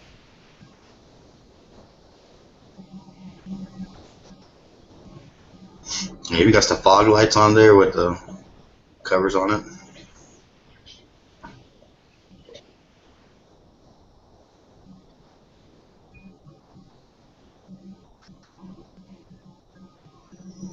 So what was your first piece of shit car, Yankee? The first car I ever owned? Yeah. Was it a POS or was it a decent car? It depends on how you look at it. It was a 1965 Volkswagen Beetle. Oh, they're still kind of cool. They have that. They weren't so cool back then. Well, yeah. I mean, what I heard is that you read a book and you could fix them yourself if you. Good. We brought it home with a rope, then got it running. Like 75 horsepower or something like that. I think 58 actually. Because I think then when it went to the ones in 1972, when they went to the bigger engine, it was 63 horsepower, and then I think they got like 78 or something like that. Like a Super Beetle. Yeah. It was a horrible as far as like taking off and going fast. It'd get you everywhere you wanted to go, but it wasn't doing it quickly. Did it have power steering? No. You gotta work. No power steering, no real blower for the heat. The heat ran when you were moving. Well, you had little levers down between the seats that once the engine was running, you would pull those little levers and it would open up like a pathway for the heat from the engine to circulate through the car. And then whenever you would stop at a stoplight, it would just stop blowing air and your windows would fog up horribly. my cousins used to have a real nasty piece of shit Chevette that had no power steering. That was a fucking nasty car as it was. No power steering, man. And once you got going, you're okay. But, man, if you're at a dead stop and had to make a turn, you had to work that bitch. I had a 71 Chevy Vega that had no power steering and a Ford Pinto that had no power steering.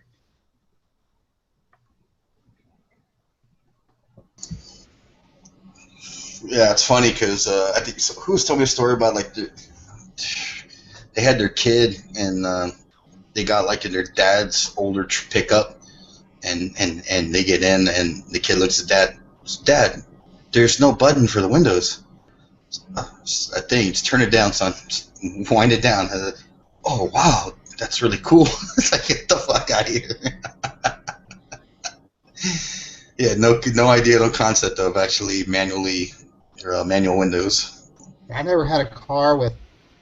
I did not have a car with electric windows until about. Let's see, when did I move over into Vancouver? 2010, probably. Well, shit, all the 80s car power windows broke after a year or two. That's why I didn't have them. I just saw power windows and power locks as something else that would go wrong, so I never bought cars with them. Nowadays, all the cars have them, so you don't really have a choice. Yeah, I remember that period where they had all those automated seatbelts. Shit, that was so annoying. You sit down, and the fucking mechanism goes and crosses over you. You still had to lock yourself in. We had a Chevy Nova that did that. And we went looking at cars yesterday, I think it was, or maybe the day before.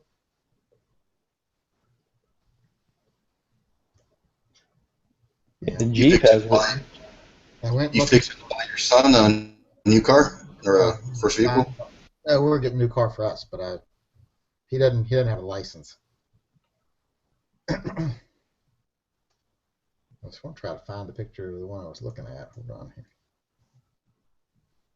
I think Bob might sell you his what was it?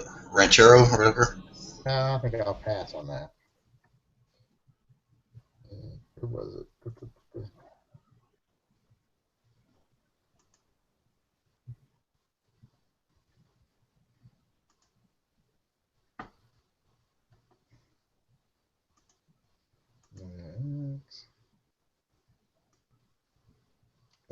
They don't have a picture of it on the website anymore.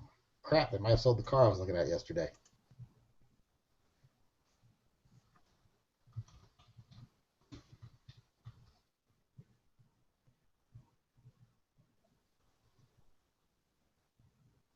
I sold my damn car.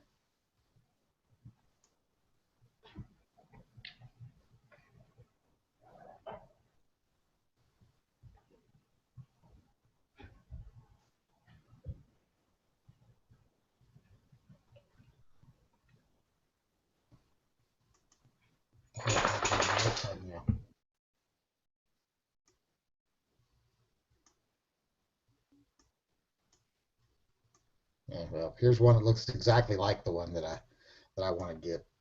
Went looking for a nice, economical little sedan, and this is what I want after we did our shopping. The WRX from Subaru. But not the STI model. I'm probably going to have to not get the STI because I don't want the manual transmission. Yeah, that's a fast car. Yeah. You're not losing that much horsepower. It's 270 instead of 305. Then you get the CVT transmission, and I want that CVT transmission. There are some extras in that STI package, though. Yeah, but things I don't want. Well, yeah, unless you want to race, there's no point in it. Knob accents and special other accents, and special brake calipers for being able to stop better. Shit, stuff like that. Doesn't matter to me. The little WRX wagon, just like this one, it will be fine for me. See, did they change the body style again to where they got rid of the one that's more of a like a hatchback looking? I didn't see any that look like a hatchback anymore. So I assume this is the body style now. You can get it with this. They have this one. It looks just like this, except it has a spoiler. Yeah. So that's what I'm looking at. Yeah, the hatchback style went probably about maybe 2009, and they must have just got rid of that not too long ago. I mean, this car, it actually looks better in person than it looks in pictures, but it's actually not a bad looking little sedan. Plus, it's a small sedan that has, nearly 300 horsepower. It drives like freaking crazy. I drove that thing on the interstate yesterday, and I was like, oh, yep, this is what I want. Well, what kind of mileage is it getting on it? Like 17 and 24, I think. Yeah, see, I've got a Forester, and this time of year it gets worse mileage, but it gets around 24. That's what I'm trying to get forced into, is a Forester or an Outback. And I'm like, I do not want the Outback. It looks like a fucking station wagon. The Forester I could probably live with, but I would much rather have we were looking at the XV Crosstech, but the only thing wrong with the XV Crosstech is you can't get the 2.5 liter in it. Well, it's a lot smaller, too. Yeah, you can't get the 2.5. If you could get the 2.5 in the XV Crosstech, I'd get that because I like the looks of it. But between the Outback and the Forester, I will definitely choose the Outback because the Forester is just a station. Between the Forester and the Outback, I would definitely take the Forester because the Outback is just a station wagon. Yeah, I've got the Forester. I've got a 2010, and yeah, it's weird. Most everybody I know has the Outback, but you're right. It does look like a station wagon, and I don't know. I don't understand why so many people like the Outback versus the Forester, but whatever. I like the RAV4 better than the Outback, the Toyota. Yeah. Is that SWX? That car in the picture? What is that? No, that's the WRX. Yeah.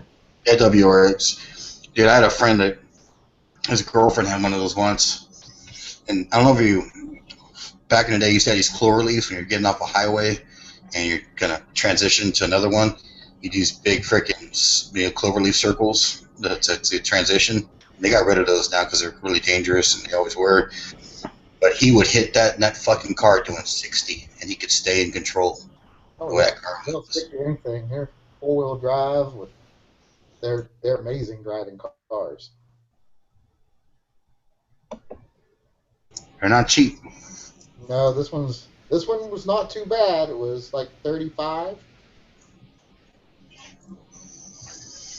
I will tell you, I had when my car was getting fixed up at a body shop, I got a Jetta. Man, that Jetta had some balls on it. That Jetta had some really good pickup on it. I will have to say, though, if we do buy this car, it would be the most expensive car I've ever owned. I've never spent that much money on a car before, ever. Not even close. Most expensive car I've ever bought was $19,000. Well, the Prius was, I think, more than that, but I don't count that as my car because I refuse to claim it. Well, my first car I ever bought, or was bought for me, was an 85 Nissan Stanza. It was a decent little car. That's what an Ultima is these days. The Stanza ended up becoming the Ultima. But I just put a tune-up on it just before I rolled it over, too. I rolled it over some bitch quite a bit of times.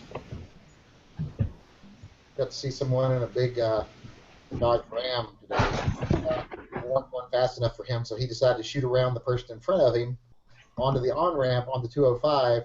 He guns it, shoots around the little guy, gets back into the lane right as you're entering the cloverleaf, spins completely around backwards and slides off the road into the ditch. And I was just like, ha ha. There's traffic stop, so we're sitting there for like 5 minutes. Then people start going again. Yeah, it took me a while to break the 80s cars. My second car was an 85 Mercury Cougar. That wasn't too great a car. Then I had an 89 Cadillac Coupe de Ville. That was a decent car, but had some issues. Then I got a 99 Pontiac Bonneville. And my favorite old one I had was it was an 87 Delta 98. That thing was gigantic. The hood of it was bigger than most cars I've ever owned. We had a Cutlass Calais, whatever it's called. It was like an 82 that had a shitty diesel engine in it. And then my dad ended up putting a 350 GM engine in there, gasoline engine. And that thing was heavy, man. It was a freaking tank. But with that 350 in there, it would start peeling out and smoking people in that fucking big-ass boat. My first car was a 1978 Chevy Impala. Now you want to talk about a big car. You could put bodies in the trunk. Yeah, I remember when I was looking for cars, my dad had a friend. He's like, I got a Monte Carlo and a Grand Prix. You know, look at them. This ugly ass olive green faded paint on the Monte Carlo, but it was still cool. With the 6-foot hood, it was like maybe an 84. So I take it out, and the car fucking runs badass. But somebody had stolen it once, and they cracked the steering column. So you use it now to turn the car on. You had to use a flathead screwdriver to crank the steering column forward. And the thing was, I was like, Dad, once we get this thing replaced, it's gonna be really fucked up if I get pulled over. And then putting a towel over the steering column so somebody would see it when you parked it, so they wouldn't steal your car too. I ended up giving the car back after 2 days. I'm like, nah, you can have it back. It's just too much bullshit. Yeah. So I'll keep like, no, it's okay. Now, Yankee, did your cars have an 8-track tape in it? I had a couple with 8-track tape players, but most of my cars didn't even have that because they were just base models, and that was back when base model was just an AM/FM radio. Yeah, my Impala had an 8-track tape, and then I had to get an 8-track tape adapter so that I could play cassette tapes in the 8-track. The Vega I had actually had an 8-track player, one of those ones that you installed under the dash that kind of like hung from above the dash like a CD player. Yeah. My sister used to have this because, car stereos were really cheap back then, unless you could afford a nice one. And it didn't have rewind, so you had to put the cassette deck, you had to pop the cassette out and flip it over and hit fast forward to rewind it. It was fucking stupid. And she had this one cassette, man, the Outfield, Play Deep, that fucking album. She'd always just run that album back and forth and just let it roll. I liked the Outfield, but, man, it got old. Yeah, that came out like in '89, I think, because there was a guy that went to the gym I went to, and that's all. They had a radio and then a cassette, and that's all he would ever play when he worked out.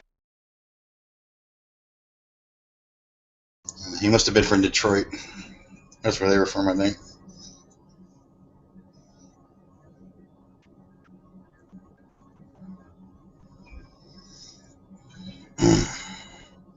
I remember everybody got 6-disc changers in their vehicles. I'm going crazy with that, and 10-disc, and 12-disc, and so on.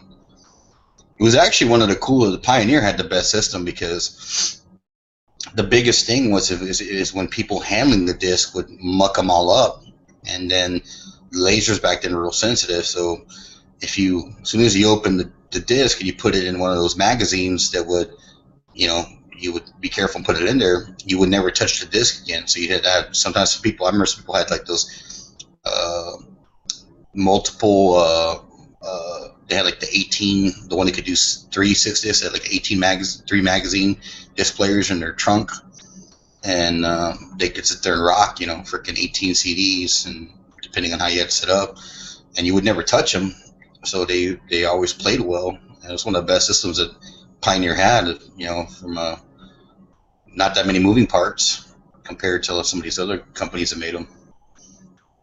Yeah, that was what, the mid-90s? Yeah. Yeah, I remember that. That was a big deal. How many CDs you could stick in that frickin' thing, and they all had to go in your trunk, and people would be like, "Oh, look, I could put 6 or a dozen or whatever." I remember Minidisc came out. I bought the first Minidisc system they had. It came like a combination of player and the home unit, and I could make my own mixes on Minidisc. I could sit there and hook the CD player up to it and just record all these different. Instead of having to lug around a bunch of discs, you could have one disc. 74 minutes of music that you could have on there, and just it was fucking cool as shit. It was the coolest thing ever. Back then, I was like, wow. It was before CD burning came out. You could make your own, and even then, when the first CD burners came out, to crack, to take the security off a disc and to burn a whole CD that you bought would take like 40 minutes to burn one album. They were like frickin' 2x burners.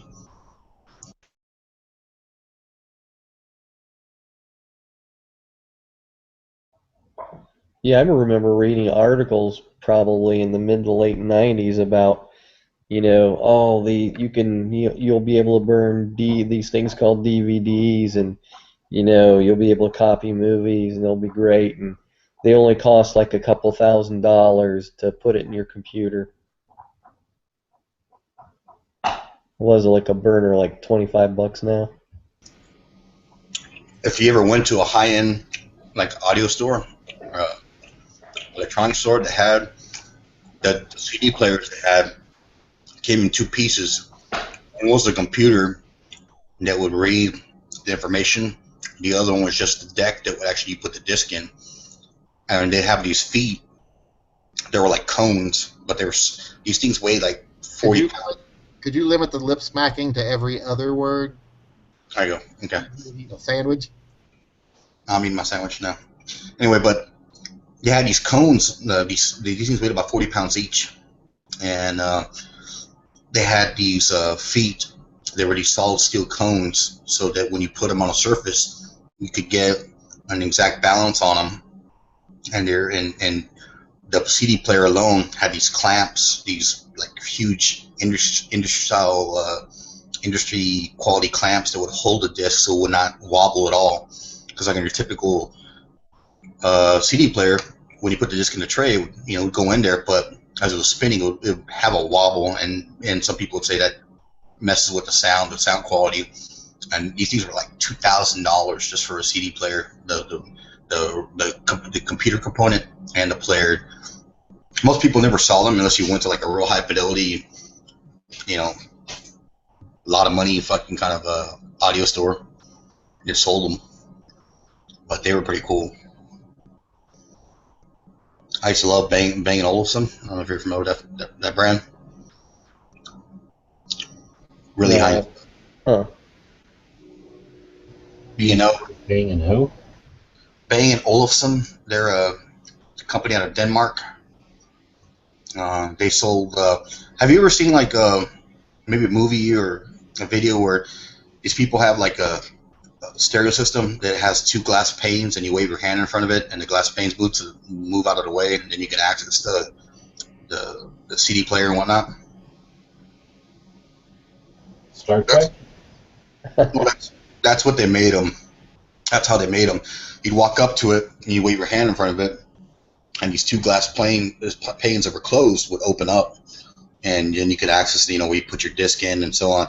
They're really ahead of their time, but they're very expensive. I mean, these stereo systems are like $2,500 just for like a CD player with 2 speakers and a cassette deck, and then they had their higher end stuff that was like well in the $6,000 or $7,000 range just for the stereo system. They used to sell to the public, but now they really got sick of. They had a really shitty rapport as far as the customer service. They were snooty, so they ended up just doing their own stores, kind of like Bose does, and that's how they sell to the public. They have one in Dallas. I think they have one in Vegas. They have one in Vegas too. Dallas, Vegas, a couple other places, and Chicago. But they're really high in audio. It's B&G and Olufsen. I think it's Ollfesen.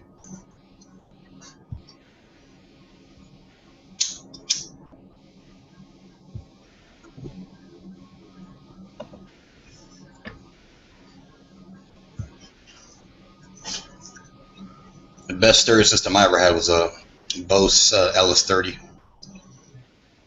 Very nice, but I was lucky enough when I sold all those high-end stereos. Bose would reward you by selling stereos. You turn in each receipt of your sale that you made, and they give you points to use to buy their stuff.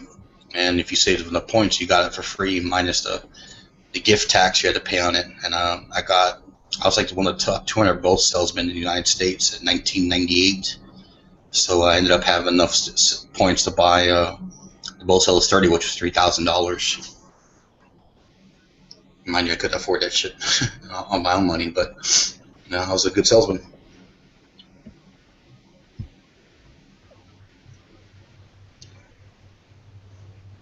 They sent me a waiver. Were you as good as Vince Vaughn in Old School? Oh yeah, they sent me because I sold so many. They even sent me a Bose Wave radio for free to I guess say thanks for being a kick-ass salesman. It was kind of a thing to put on your resume, at the time. I used to be in electronics and retail electronics. One of the top 200 Bose salesmen in the United States for that year. It's pretty neat. That's pretty much an industry that has kind of crashed, I think, because electronics is everything's so online now that also everybody's with ear pods now, not. Yeah. You have to be like a true audiophile to really appreciate, spending, $1,000 or a couple $1,000 on 2 speakers, or getting a Click Kilpsch and all those other brands really high end out there. I mean, you still have to have a passion for that kind of stuff. I remember saving to get a pair of high fidelity speakers, and then saving to get a diamond tip needle. Oh yeah. I mean, that was all it was all about, is having a really kick-ass record player. That way I could listen to my Alvin and the Chipmunks music the way it was meant to be listened to. Scratching it. I remember playing all my, because I had all record stuff. I mean, even up until like Prince was getting popular, like Purple Rain and stuff, like his first albums, like his Dark album and his Dirty Mind, Controversy, all that stuff. I had all those on vinyl. So everything I was listening to was on vinyl up till then. So you needed a good speakers, and I had, the bigger your speakers, the better too back then. If you had speakers that were 6 feet tall, you were like the envy of the neighborhood. So it was big speakers and a diamond tip needle, and just blaring it the best you could blare it, as loud as you could blare it. What it is about Run Magic is they got a really good deals. It's PXs, but almost all my friends that are dads were like had served overseas had those like 8-foot speakers, Altic Lansing speakers you're talking about. They were like the size of a TV, each one of them. And they're just humongous freaking speakers that they had, and this big ass amp, to power them up. There's a brand called Macintosh. They're renowned for. I mean, these are really expensive amplifiers and speakers that they make, and this shit is like it's not unheard of. Like for you to get your grandfathers, if you're so privileged to afford a system like that they'll pass it to you, and you can send it to them, and they'll update it, even though it's like 20 years old. They'll update it, and it's all made in America. But these are really, really expensive stereo systems that aren't realistically, like for your average user, they don't have any purpose. But for that select amount of people that want that kind of system in their house, there you go.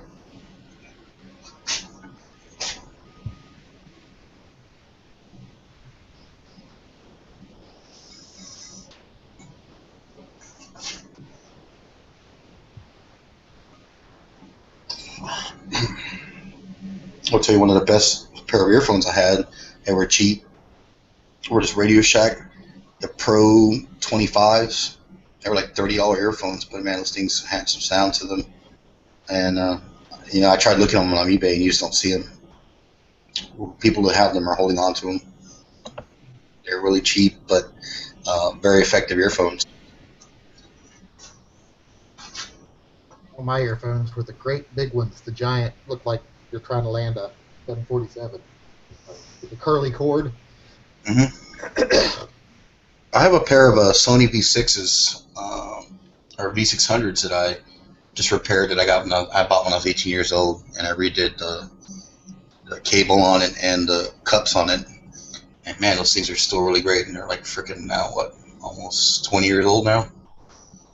And then I bought a new pair as well. They're still solid headphones.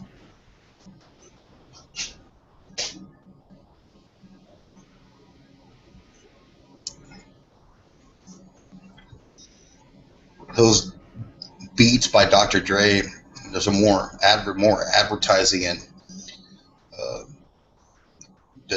just alone when you get the box. I mean, they probably spend $20 on just the packaging, and then you're paying $200 for some so head. They're all marketing, but I still asked my 17-year-old if he wanted a pair because I'm like, all the other kids are using them, and don't you want to, just have one because they're kind of a status symbol? He's like, no, I'll stick to my earbuds. Well, I mean, yeah, if you look them up, like, there's other ones like that are even cheaper than them. Audio-Technica, which is a really great brand, been around for a long time, that have some really great headphones for like $170 versus $200 for those Beats. My parents got the kids last year Beats for like all the grandkids. And I was like, yeah, you would have asked me, I would have told you what to buy better stuff, but then they probably wouldn't have appreciated them either. I just got a pair of like $50 skull candies from a 11-year-old last night, and they're actually pretty damn good. I was surprised how good they are. They're definitely good enough for him. Yeah, they're pretty decent. But I want a pair for my older one, just like I said, because they're kind of like a status symbol. And plus, I want to switch him to big fucking headphones because I am so sick of spending money on new headphones every few weeks because they leave them in their pants pockets and they get washed. Well, the only thing about my daughter's Beats that she has, she uses them on her iPhone and other devices she has, and you're calling her. God damn it, Jesus. And you go in her room, sure enough, she has headphones on. I'm like, God, can't hear me? Yeah. No. Cool. That's the only freaking downside of that shit. Or they selectively ignore you and use the headphones as an excuse.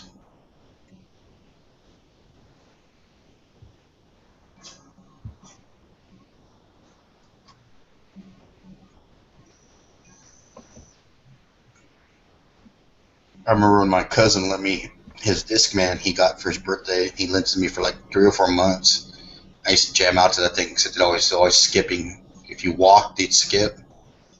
But and then man, it fell once, and I ended up breaking the thing, and I felt like shit because they were like $170 back then. I was like, how am I gonna replace this? And I told him about it. He's like, oh, dude, man, you fucked it up.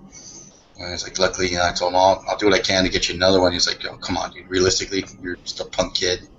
Well, you got me there, so I at least thought I'd say I tried to replace it. I always wanted a Walkman when I was a kid, but couldn't afford it. I wanted that yellow one. Oh, yeah. Sports? Yeah, I wanted that so bad, but I couldn't afford it, so I had to go to Radio Shack and get like a regular small tape player and then put like a mono to stereo adapter on my headphones so it would play in both ears. Remember, you'd have to put the Walkman next to a regular radio just to record from the radio. Well, I remember my sister got her first. They weren't called boomboxes, but they're called ghetto blasters. Yeah. And then she had one, and they freaking went through batteries like in one day. You drained 40. Those were great though because they had integrated tape deck and you could record off the radio straight onto the tape. Oh yeah, but they also had microphones too on them. I remember she asked me once because I was pissed at my parents, and she turned the fucking mic on and was recording on the cassette deck. So are you pissed at mom and dad? Yeah, fuckers. Man, oh, that's kind of strong language. Yeah, but I'm pissed off, blah, blah. And then I said a whole bunch of shit. And then as I'm leaving the room, she goes, "Hey, watch this," and she fucking hits the play button. Yeah, Mom and Dad are a bunch of fuckers. And I'm like, "Bitch," and I said, "You better fucking erase that shit." And she held that over me for a while.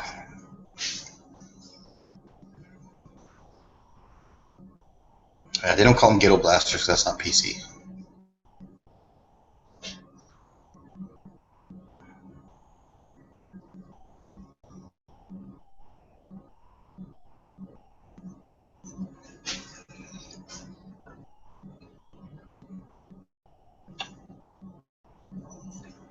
I don't think they make those things anymore. Portable stereo systems. They do. They'd be retro and expensive. I haven't seen one in a while, so I don't know what they are nowadays. I remember back in the day too, because you go to Kmart and they had the real shitty brands, the Kraco and the GPX. And just horrible brands were just like dog shit.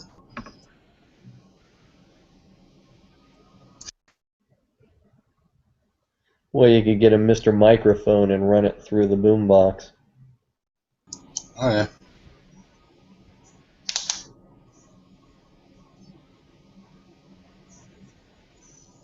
Shit, I remember back in the mid '90s, you couldn't call yourself a real man unless you had a 27-inch TV, because that was a status symbol.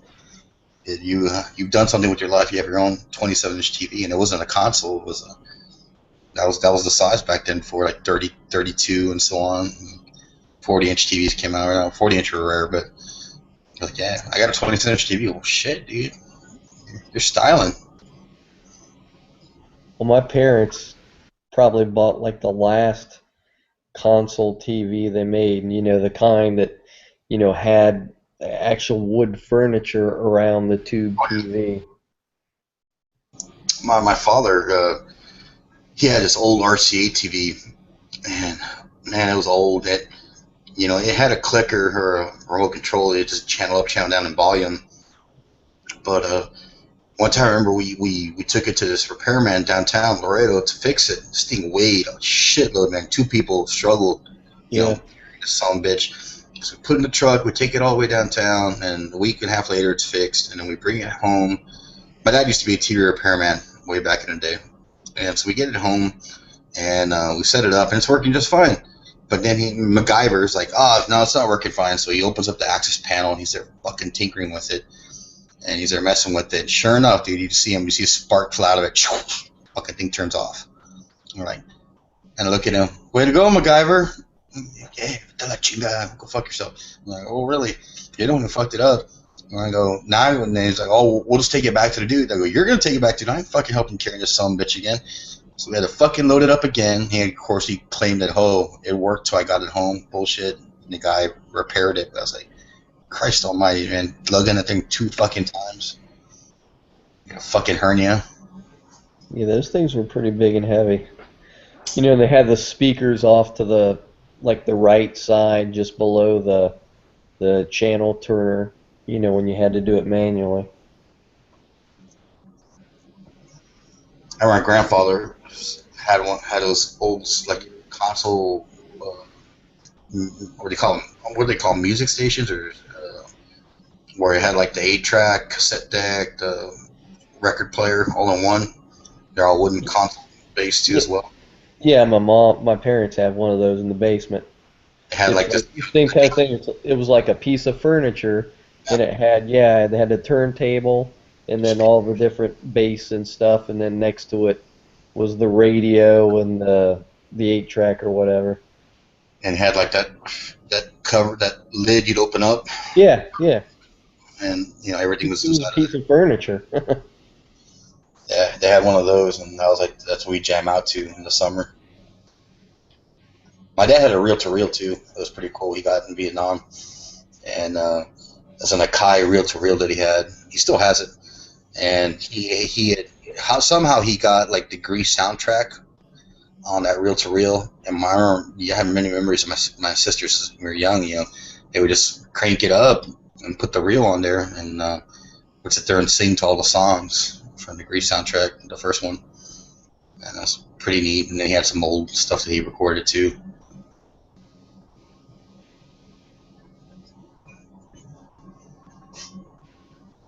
Yeah, those things are probably worth a lot of money now.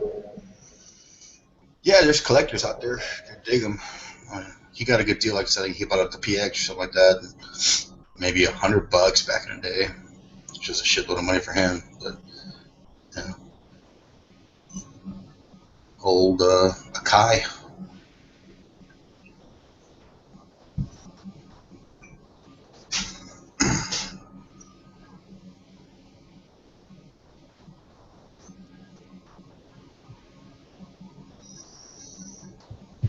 He even had those reel-to-reel recorders that's used for like interviews. Yeah. He had two of them though. He gave one to my mom. Sent one to my mom, and he had one that he'd like send tapes to her, these little small reel-to-reel tapes, and he'd send to her like messages of what's going on with him, and when he was on the boat, and Merry Christmas and stuff. Just trying to keep in touch on a more personal note instead of a letter. I remember one time we found them, we were like playing them. I was like, yeah, all sentimental kind of stuff. That's not the ass kick right now.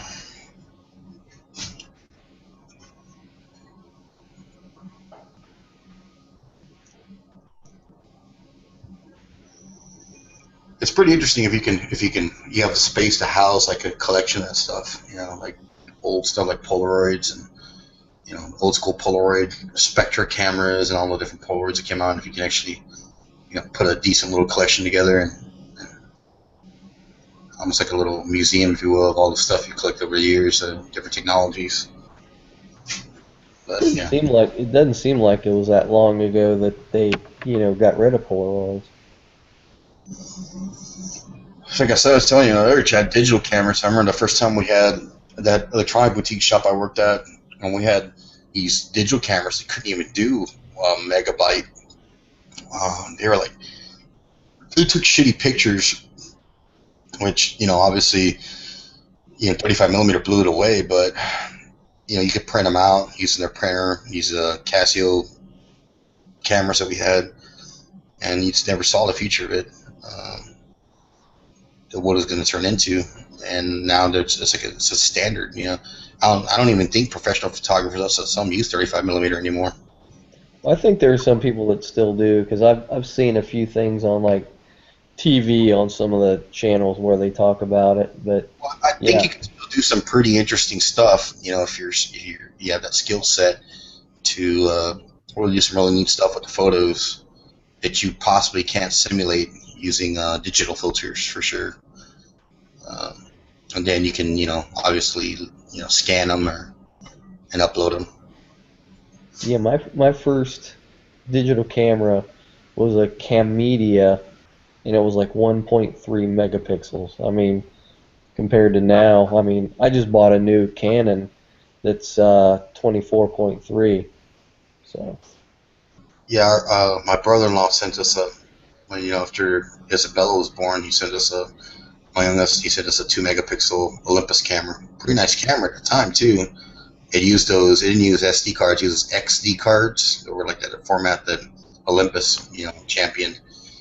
And I was like, yeah, well, you don't have to use two megapixels on all the pictures, because that's kind of a little too much unless you want some real detail. Back then, I was like in 2004.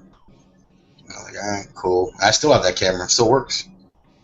Yeah, I've got an Olympus upstairs, but actually I had two of them. One doesn't work, and the other, the I don't know what you call it, the motor on it to open up the aperture doesn't work real well. But yeah, I like those little small cards they made, but they kind of became obsolete, I guess. Yeah, I remember when I was gonna buy like a 512 card, and one of my friends at work was like, 512, that old hard drive, myth. But you can do 512. Come on, that's way too much. And I was like, well, I guess I'll buy I think I bought a 256 card for it, a megabyte card, and I was like, all right, cool. And I could hold like 60 pictures or something like that. But now I have a 120 gigabyte card on my phone. You got more in the card in your phone than I did my first frickin' computer. It was a 1 gigabyte hard drive. Shit, my dad's first hard drive I think was 500 megs, and that was state of the art. 95, Windows 95 on it. Well, think about what they took to the moon. I mean, you think about that. You got more power in your cell phone than you do with all those computers that. A lot of people don't understand that your cell phone is a computer. I mean. Well, yeah. And so, they're quad core. Some are even more than that now. It's crazy what you do with it. But they went to the moon on technology that, by today's standards, is Stone Age. Yeah, that's some scary shit, I'll tell you that, because you put your faith in those people. Like, sure you know what the fuck you're talking about?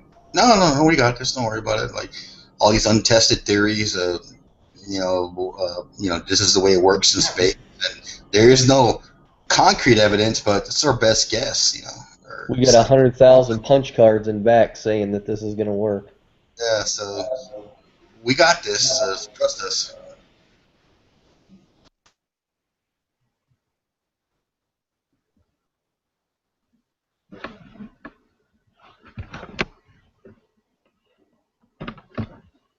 Yeah, talk about faith in your fellow man back then. Oh, yeah. Well, faith in engineering, I mean, it's freaking crazy.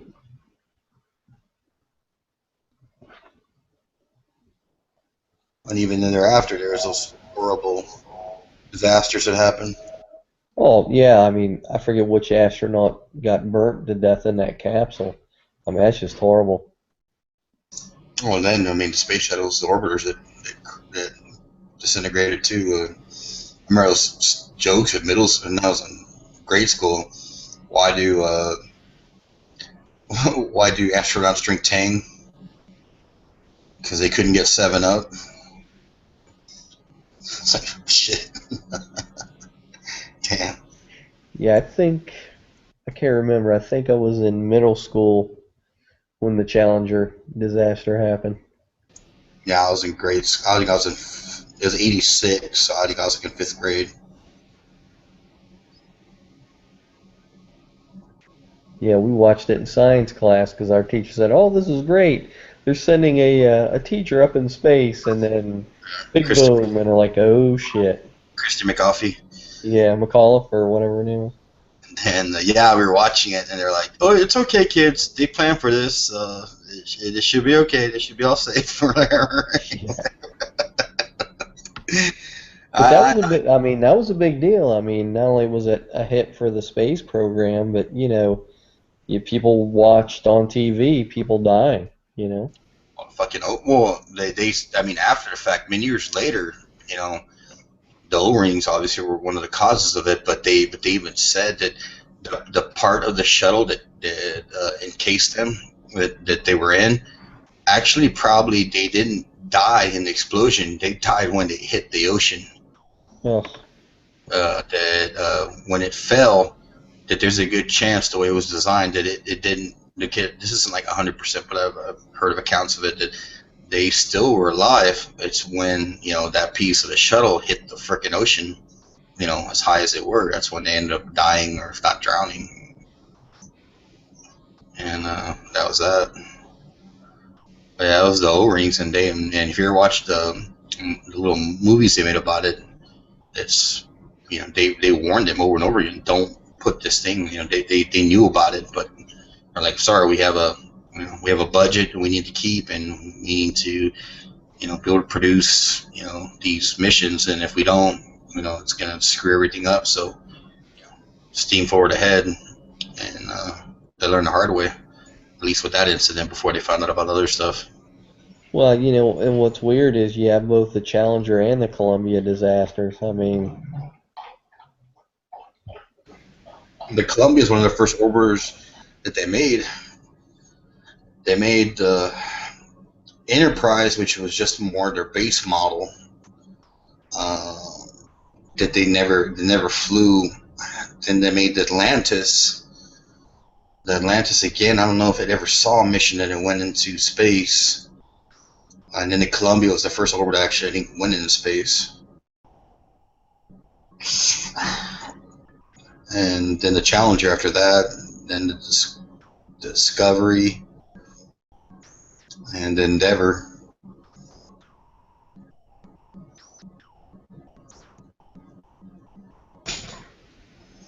Shit, the Russians never even put the Burris or whatever it's called, their version of it in space. They launched it. Actually, no, they did. They launched it, but it was unmanned. Or did it ever go into space, or it just launched? I don't think it ever went into space. It just launched and then did a return flight, but I don't think it was ever manned.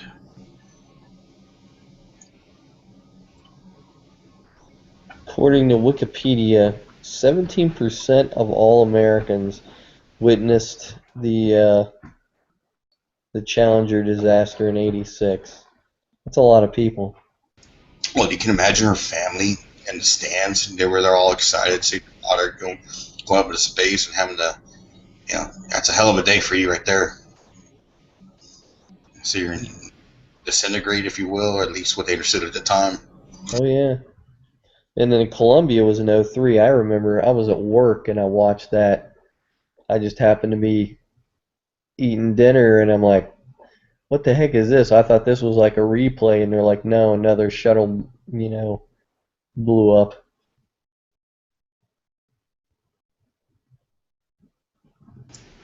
I mean, they had such success, well, pretty good successes with, just the rocket-based capsules before, and then the shuttle, had its own different stuff. Its intentions or design, but at the end, it just you can do so much more with the technology today. What's the use of having that big ass flying brick? Yeah, I think we need spaceships. That's just we need like Starship or Star Trek type spaceships to go out into space. That'd be cool.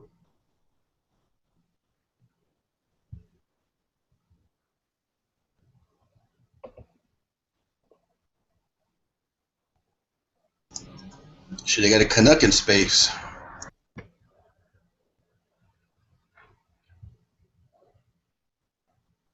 Chris Hadfield. Who's that? The Canadian space program, even though they don't really have any way to get into space. They had to hitch a ride with the Russians, I think. I mean, we do that. I mean, we do that now, yeah, but before then, yeah. And I think his name's Chris Hadfield, I believe. Yeah, guys who's spending like a year in the International Space Station and then coming back, and I mean, I can just imagine how hard it would be to walk once you came back after a year in space. Imagine you had to decompress.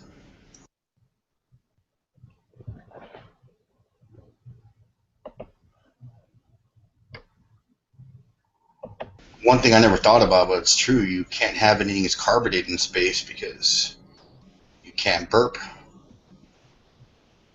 You can't burp in space? No, carbonation, for whatever reason, because the atmosphere you're in, can't have anything that's carbonated. Well, I would think if you opened something that was carbonated, it would just shoot out once you pop the top, you'd think. Something the way the atmosphere is, you can't digest any carbonated. It'll fuck you up. Huh. Seeing it's like the bends or something, kind of like when you're underwater. I don't know the exact concept, but one guy in the old chats way back brought it up. I never thought of it much, and it's like, yeah, you're on a diet that you can't have anything before that you get up there, and once you're there, you're basically drinking water or some kind of liquid, or drinking your own pee, reprocessed pee. Ugh.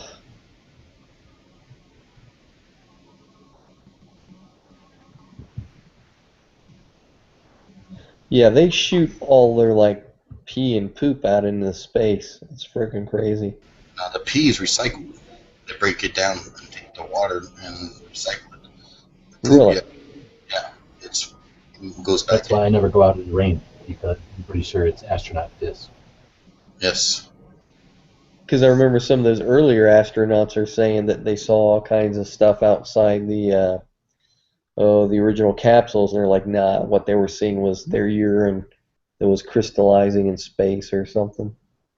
Yeah, but they went for missions that were like, bouncing back and forth. They weren't really staying out there for X amount of time. Yeah. Like the shuttles or on those space stations or You can only stock so much water as far as storage and oxygen.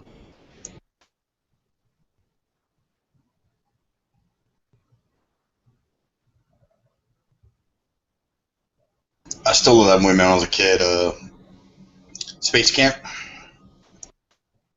The movie or the actual thing? No, the movie. I knew one girl that actually she raised the money to go in Alabama and go do it, but the movie was cool. I thought it was pretty neat. That was one of my favorite movies when I was a kid. Jinx the robot. Because somehow you're going to have to go into space by a sheer accident. You know, there are a lot of things that have to fall into place for that accident to happen. Is it the thermal curtain failure? Oh, I don't remember what it was. It was just crazy. One booster ignites, but the other one doesn't, so they have to connect the other to stop the shuttle from crashing. So the robot goes in there and initiates thermal curtain failure. It's so long ago, all I remember is that somehow they accidentally go out into space and have to figure out how to bring them back.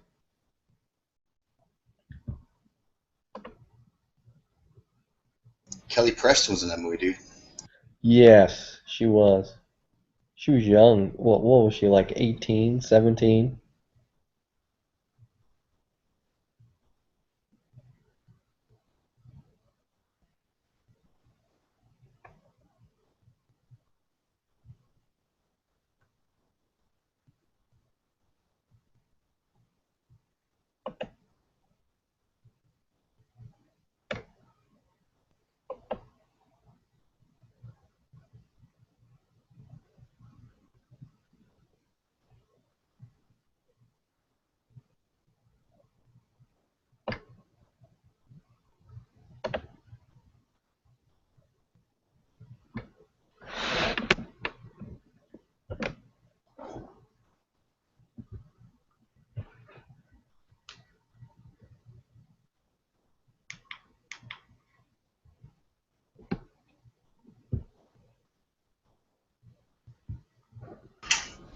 I remember I was in high school,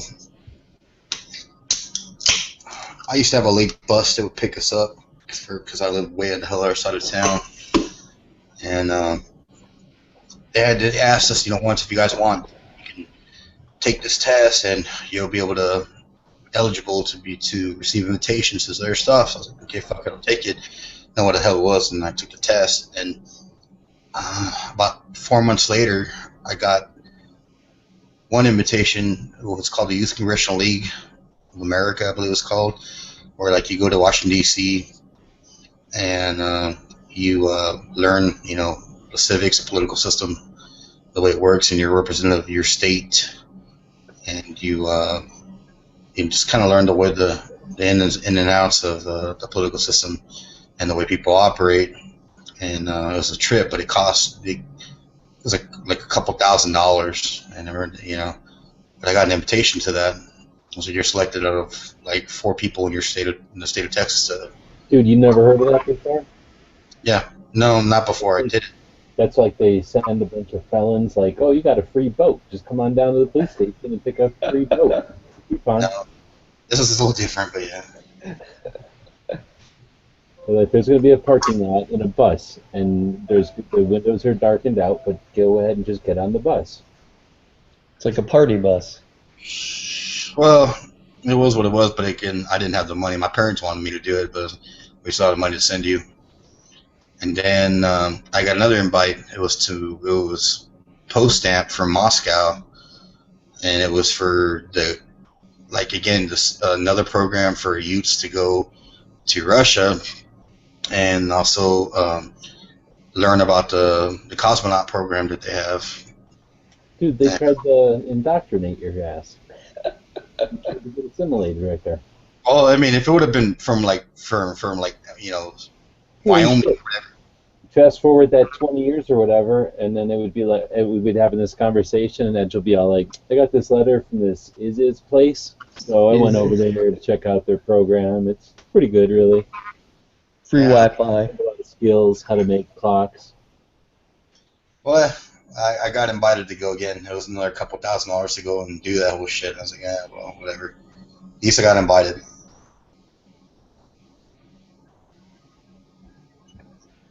Because I don't think the postage from Russia is very cheap to send me a letter.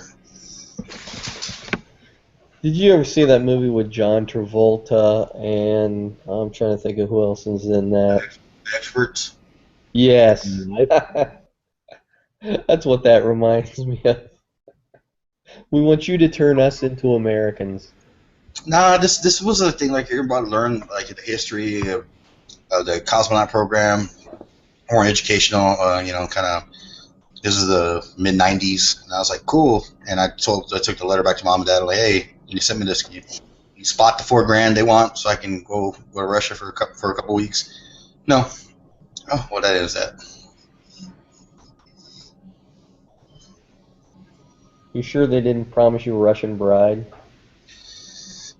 It could. I mean, that would have been a nice thing to walk home with. I come home. I'm like 17 years old. Like, hey, this is Maria. Yeah. She likes Russian food and Mexican men. So there you go. Yeah, it didn't work out real well for a buddy of mine. He oh, dude, I've heard this. He went to college and went and we went to high school in like the 80s, so he went for Russian, thinking that, hey, I take, Russian language, in college, I'll be able to, get into like the diplomatic corps or whatever. I'll have like, this big future. And he winds up going over there, actually to, well, it was the Soviet Union then, or that was right, it was right after the wall fell. So, he was learning Russian and all this stuff. Hooks up with some chick over there. Freaking, he's working his butt off to go back to college to get his Juris Doctorate, to become a lawyer in addition to all his Russian stuff. She's miserable. She's like, I don't, like it here in Ohio. This place sucks. And she winds up taking him for almost all he's worth and then moving back to wherever. So, and this is while he's, going back to school. So marrying a Russian woman did not work out for him at all. And that's, going over there and getting one. So. Well, I've heard of the dudes that have, stories of guys that have gotten like the brides, they paid for them and everything. And they come over and of course they're all appreciative. Like, oh, you're my love of my life, until, they become all indoctrinated with the American lifestyle, and then all of a sudden he ain't worth the shit. Yeah. You're not carrying your water anymore. You're not worth the shit. So greener grass and bigger pastures to go feed off, and how was that? Yeah, I mean, he was a smart dude. I mean, like say he got that degree in the Russian language and then went to law school. So I mean, he was going to be something for sure. But she wasn't having any of that. Not party time. When you meet a chick, I mean, you can, if everything is like the way you want it, it's obviously something is wrong initially, because they're obviously selling on something. If you don't have any adversities, you have to overcome, to where you learn like to, I guess bond, overcoming that stuff, and everything's just hunky dory. Oh, it's perfect, and like, yeah, it's perfect until she decides that it's not perfect anymore, and she's gonna do her own thing, because that's the way you kind of, you learn to get through the bullshit, instead of, see ya, it's not working out. Well, over where I work, we used to have like this big Russian, Jewish Russian community, and every once in a while you'd run into some of these old crusty, Russian guys who speak a little bit of English, and he was like, say, never marry Russian women. They're not worth shit. And I'm like, well, weren't you married one? He's like, yes, and they're not worth shit. And I'm like, oh, okay, buddy. I told my friends that, I have this one friend that, he has a thing for Hispanic chicks, Mexican chicks, and it's like, dude, your mom gonna teach you, bro. Actually, his mom was kind of racist. Your mom teach you better? She didn't like Mexicans? No, trust me, dude. You're in for a lot more than you get into.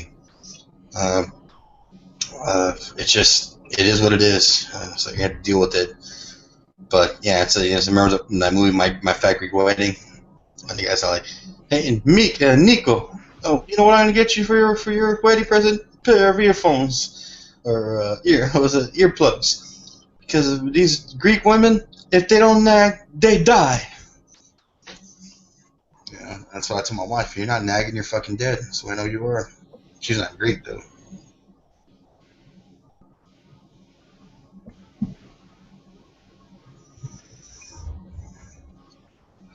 But I'm known plenty of dudes that have like this picture perfect marriage and everything looks freaking. They go on years like that, and just one day, man, the fucking bottom falls out. And it's like, well, they never saw it coming. At least if you got some character to your marriage, if you will. It's at least you know it's alive for whatever reason. Because that whole, oh, I married the perfect woman. Shit about all that.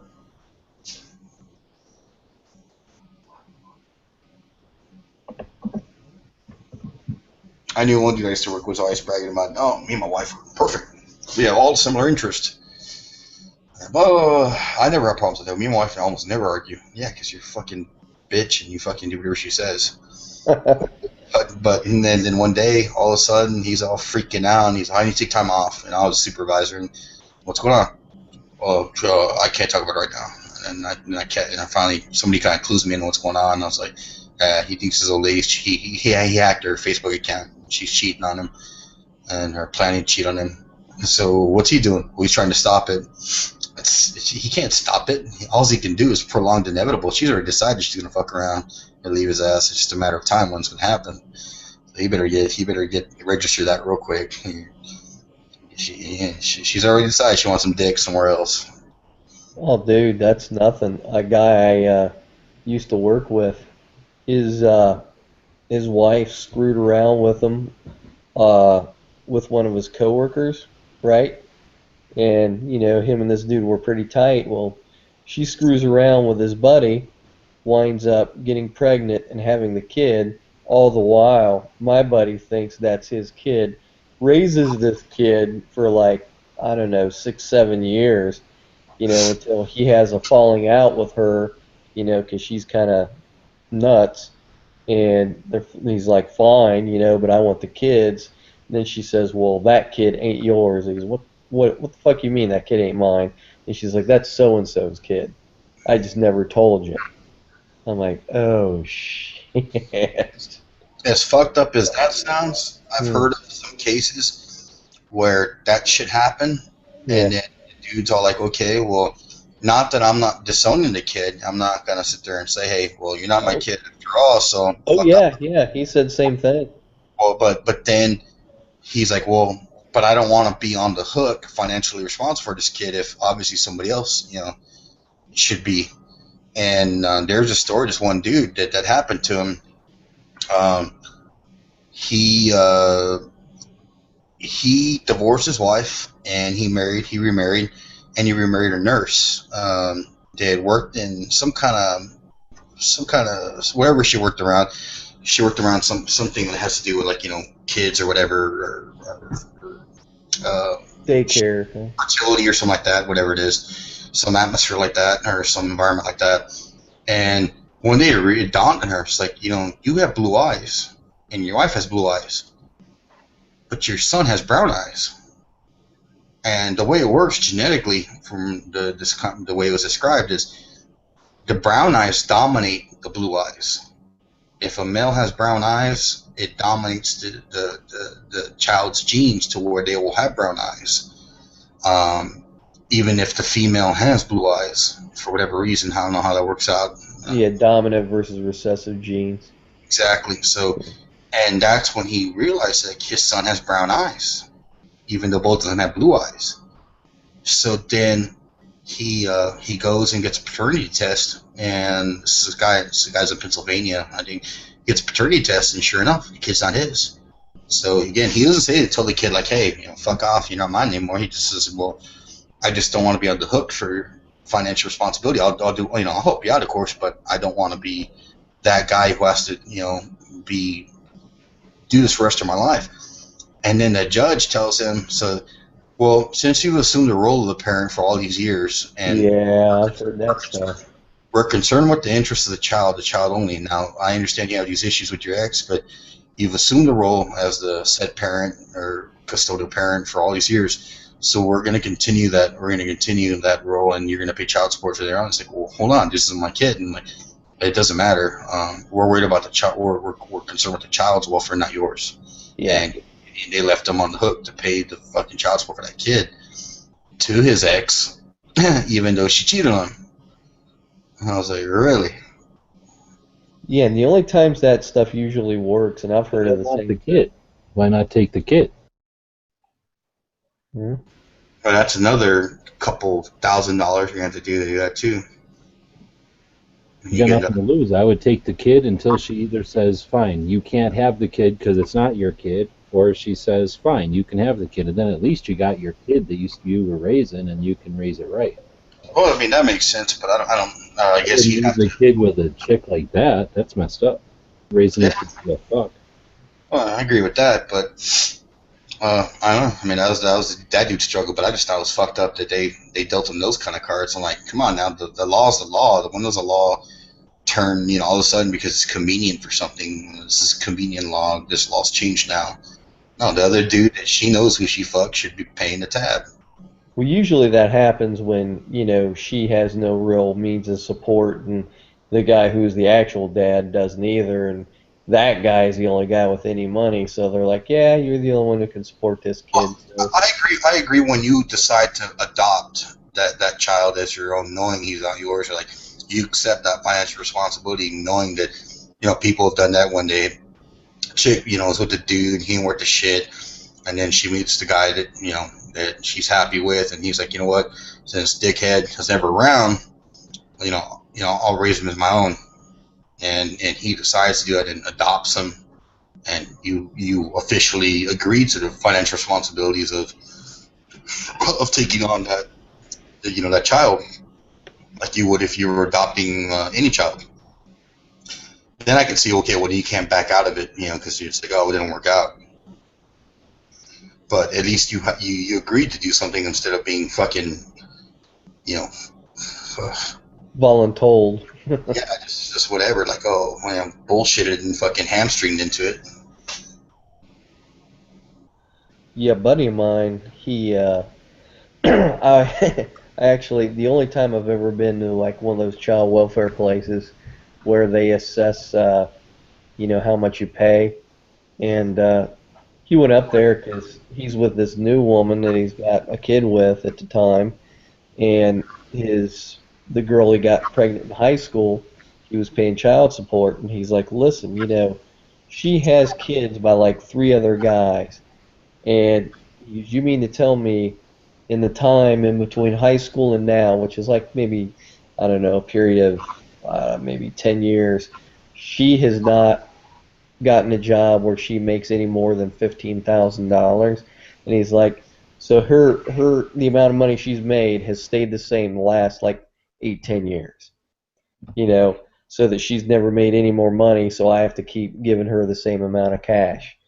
And they looked into it, and they say, yeah, that's right, she's full of shit. So they lowered his child support because he's has got this other kid. So, but going there, it's just like doom and gloom. No shit, dude. It happened to me when I lost my job, and I was on unemployment for like 9 months. Back in like 2002, 2003, or whatever. And I went to the unemployment I went to the child support place. Say, hey, I need to let you guys know that I'm making less for me, and that I don't make the same kind of money I made when we had the decree. So I'd like to get this adjusted. I'm like, sorry, we don't take care of that. I don't understand. You took care of it when we went to court last time, and you defended her. We didn't defend her, sir. We defended the children. Yeah, but she's the beneficiary or the benefactor. I was like, it doesn't make sense. I go, well, we help the children, sir, not her. But it does help her at the end of the day. It's like saying, we're not giving money as person, but at the end of the day, they get the money, and that's what it is. And you need to get your own private lawyer to seek a court, some kind of a court inquiry to this matter, and I let it go. Even though I could barely afford it. I was with my roommate. I used to get paid like $1,100 a month in my unemployment, and $500 was going to her, and I had the rest of the money just to pay like $300 for my rent and $300 to live on a month, which isn't much, but I got by, and. So one day she dragged me to court asking for more money because she misunderstood some bullshit that I had some other money coming in and some report that she got from an unemployment agency, and they told her that she misunderstood the report, and I was like, no, you can't double dip, you can't work, or at least on the books, and get unemployment. That doesn't. And I go, no, you're wrong. I understand what that was. She's like, you want to drag me to court, you can. So she dragged me. She tried to give me to pay her lawyer fees and everything. And I had to hire a lawyer. I had to borrow money from my folks, and I told her, I was like, I don't understand what you're doing, but whatever. So we'll do it. And then so I presented I just started a job making $8 an hour, and I presented them the paperwork. And this is my last 2 paychecks. I made $8 an hour right before I got my raise too, and sure enough, I had to hire a lawyer, and they lowered my child support. And she took me to court thinking she was going to get more money. And if she would have taken me to court, I would have, because I couldn't afford a lawyer, I would have kept paying her the $500, but they ended up lowering like $300 and something. And I told her, you're a stupid bitch. Like you could have kept the $500, but you're so greedy, you wanted more that, I had to borrow money to hire a lawyer to update my case status, and you lost your ass. On top of that, I don't have to pay your lawyer fees, and you had to hire another lawyer. Once your lawyer found out that I was going to pay your lawyer fees, he had to hire another lawyer because he's like, he has a real lawyer now. I was like, yeah, you lost your ass on that one. I think she ended up her lawyer charged her $2,000 for that case. And I was like, you lost your ass on that one. Yeah, I've heard of guys who who have jobs, and that's the thing that sucks. If you have a job, you have more to lose than somebody who's just a scumbag. But guys who, get those no paid dues, hey, we know you're working and everything, but you owe back child support, or child support's being taken out, and the amount of money that you make isn't equivalent, and you got basically nothing to live on. And how can you live on nothing when you're losing all that money in child support? Well, the thing is, the way they rack it up, is I'm sorry, and we know it's unfair, but we're just concerned with the children's welfare, not yours. So oh yeah, deal with it. I mean, you're getting $20 a paycheck for the 4 kids you gave her, and she's, destroyed your credit, destroyed your ability, because some jobs actually check your credit before they'll even hire you. Yeah. And so she destroyed your credit, destroyed your ability to get a better paying job, and anytime you do get one leg up, she's there hounding you down for more money. The more you better yourself, the digger, the worse the hole is you dig yourself. Oh yeah, because the more money they can take out. Yeah, I just got off the hook with my 2 kids, but yeah, I mean, that chick, I was kind of lucky because since I paid all the time, they tried to look into raising the price on it, or raising my thing, but I was like, they're like, well, if you come in and talk to us, I'm not gonna give you any rope to hang me. You have to do your own research, and you can talk to my lawyer, my paralegals, and you can deal with them. And they never could raise it. Actually lowered it several times, even lowered than the $300. And I worked at the $300 fee because I always paid on time. They could never find the research that they wanted to. I'm not going to give it to you. You figure that one out. So I was very lucky that I ended up paying the same amount, even though I made much more money after the fact.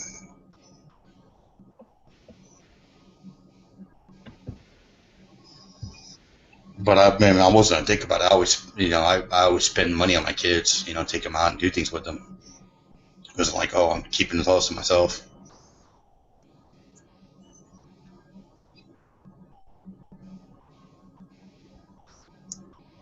There's not much to it anymore to get married unless you're really that guy. Oh yeah, I agree. because I mean you're just gonna lose your ass, dude. Oh, absolutely. If It's either never get married or stay married with the same person forever, because yeah, you're gonna lose more than you gain. well, I believe in marriage, you know, like you know, but the thing is, all those vows you say, sicker and poor, this and that, you know, and you say them, but it's like, oh, you know, might as well start or until she finds somebody else better than you, or she gets sick of your shit. You might as well go those vows in there, since that's pretty much what's gonna happen, or vice versa. Because I mean, dude, I mean, there's some people that have really good marriages, but I mean, realistically, the first time I didn't lose that much. It's like if I, you know, this time I'm gonna lose, you know, a house and so on, and this and that. Every time you get divorced, you're gonna give up, you know, half of your house or half of what you own. It's better to say. A guy I worked with, when he knew when his first marriage was on the rocks, he quit his job, right, when he knew that, you know, he was going to get a divorce. Quit the job, didn't work for a year, so that by the time they went through the divorce process, you know, the amount of money he was making was next to none. So he's like, hey, I haven't worked for a year, so, you know, I'm not making anything, so she's not going to be able to get shit other than the house, you know, but, you know, he took a hit on the house, but, you know, that was one thing he said, yeah, he was like, quit your job a year before you get divorced, that way you can't say that you're making any money. And then when he ended up, like maybe a few years later, getting married again, he got a prenup. Yeah. But then again, I mean, I'm not one of those guys getting married a couple of times. This is my second time at bat. This one doesn't work out. I'm gonna be one of them old gigolos at the bar. Fuck that, dude. I ain't fucking doing this again. It's just not worth my time or the money to get into it. I mean, I never want to get married a second time. I just fucking did it because, like, yeah, well, if you had to pick somebody, well, this is, I guess, the person I can trust. But it's fortunate. I know people who have divorced and then remarried the same person over again. To me, that's even crazier. Well, yeah, no, I mean, but I don't even kick the nuts more. I mean, that's it, dude. I just rather have my peace of mind than, you know, carrying around a burden that only I can hold.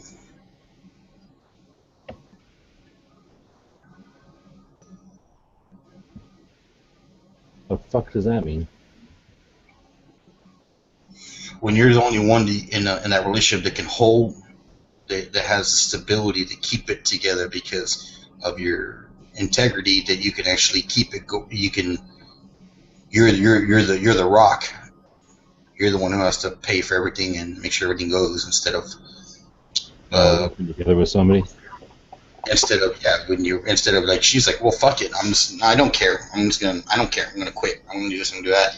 But yet you have all the bills in your name, or you have the house in your name, and if you decide to say, you know, you copped that attitude, oh, I don't care, fuck it, I'll quit my job, I don't give a shit, and you let everything sink, and your kids are out in the street, you know, but the wife, I don't care about her, but, you know, then she's gonna drag, you know, her in the street, and I'm like, well, I got that thing, that anchor that I got to carry, you know, I got to lug around to make sure that at least she's safe and so on. It's just like crazy because, you know, chicks are crazy, man. They can do that shit to you. Like, oh, I don't care. I'm just gonna. Say again.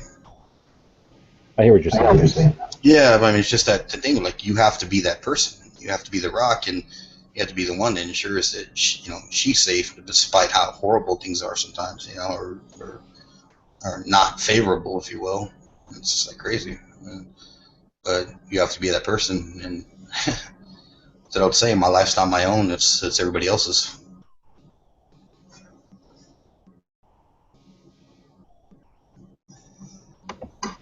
But when you have kids and you start thinking about counting the days till they're 18, you're like, yeah, when you turn 18. What's the laws on shipping ammunition, live ammunition? You just gotta get it out of the speed thing Shipping live ammo where? in the mail. My understanding is UPS is the only one that will ship it, and you have to pay a hazardous fee to do it on top of anything you do. I mean, you could ship maybe a 50 round box maybe, and put it in a big box, and you get lucky and it'll go through. Sorry. Are you just sitting there? Do you mind doing a quick search? It's not by computer record. Yeah, I'll look at it. You'd be on a watch list if you tried a USPS. Well, I'll just say that other people have shipped stuff to me you're not supposed to ship, and like it went through. Mind you, it wasn't anything that had any kind of black powder in it, or what you call it. No, I'd rather do it. You want to worry about it. I know you can do it, obviously. You do it all the time. I just want to figure out how much it's going to cost. It's going to be like, not going to be very heavy, big or anything. All right, let's say you traveled somewhere like a rifle pistol course. At the end of the course, you have some ammunition left over, and you need to get it back home. What are your options? First, you can fly with it. You're allowed to have 11 pounds of ammunition per checked bag. Whenever you fly, we're looking at shipping. The second option, you can ship it via FedEx or UPS. You cannot ship ammunition through the U.S. Post Office, so don't even try. Even if you could, you can get some serious trouble. Whenever I need to ship ammo, I always use UPS since their facility is right near my house. Shipping ammo, UPS is very easy in how it works. You must package. Your package must weigh 66 pounds or less. They will only ship it ground service. You must attach a special shipping label to the outside of the box. The label must be larger than the size of the credit card. I've attached the labels. And basically, this label says ORM-D, which specifies its ammunition. You must take ammunition to the shipping center, not a regular UPS store, where they will check your package and get it to where you need it to be. That's all you need to do to ship ammunition via UPS. And from what I've been told, those are the regulations for shipping ammo via FedEx. But remember, I personally ship via UPS, so next time you end up with ammo, location all you can do is ship it home. Don't worry, it's easier than most people realize. All right. I'll put a link to that in the journal. Well, I don't know. UPS has a thing on their website. Awesome.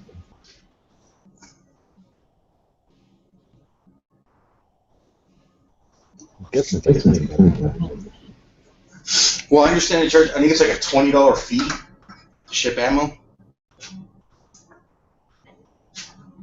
for the hazardous, whatever it is.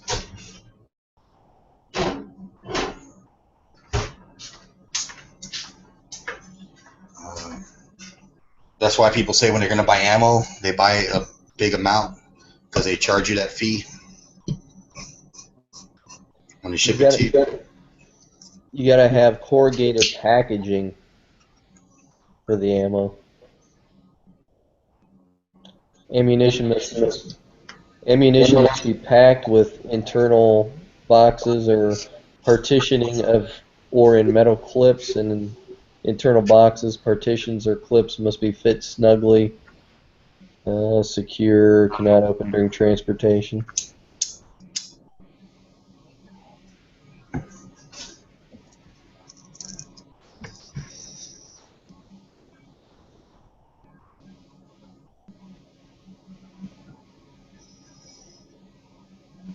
Nothing about a charge. Plan to send a gift to somebody, or just looking to move some stuff around? Well, I'm selling. All right. Well, thanks. Sure.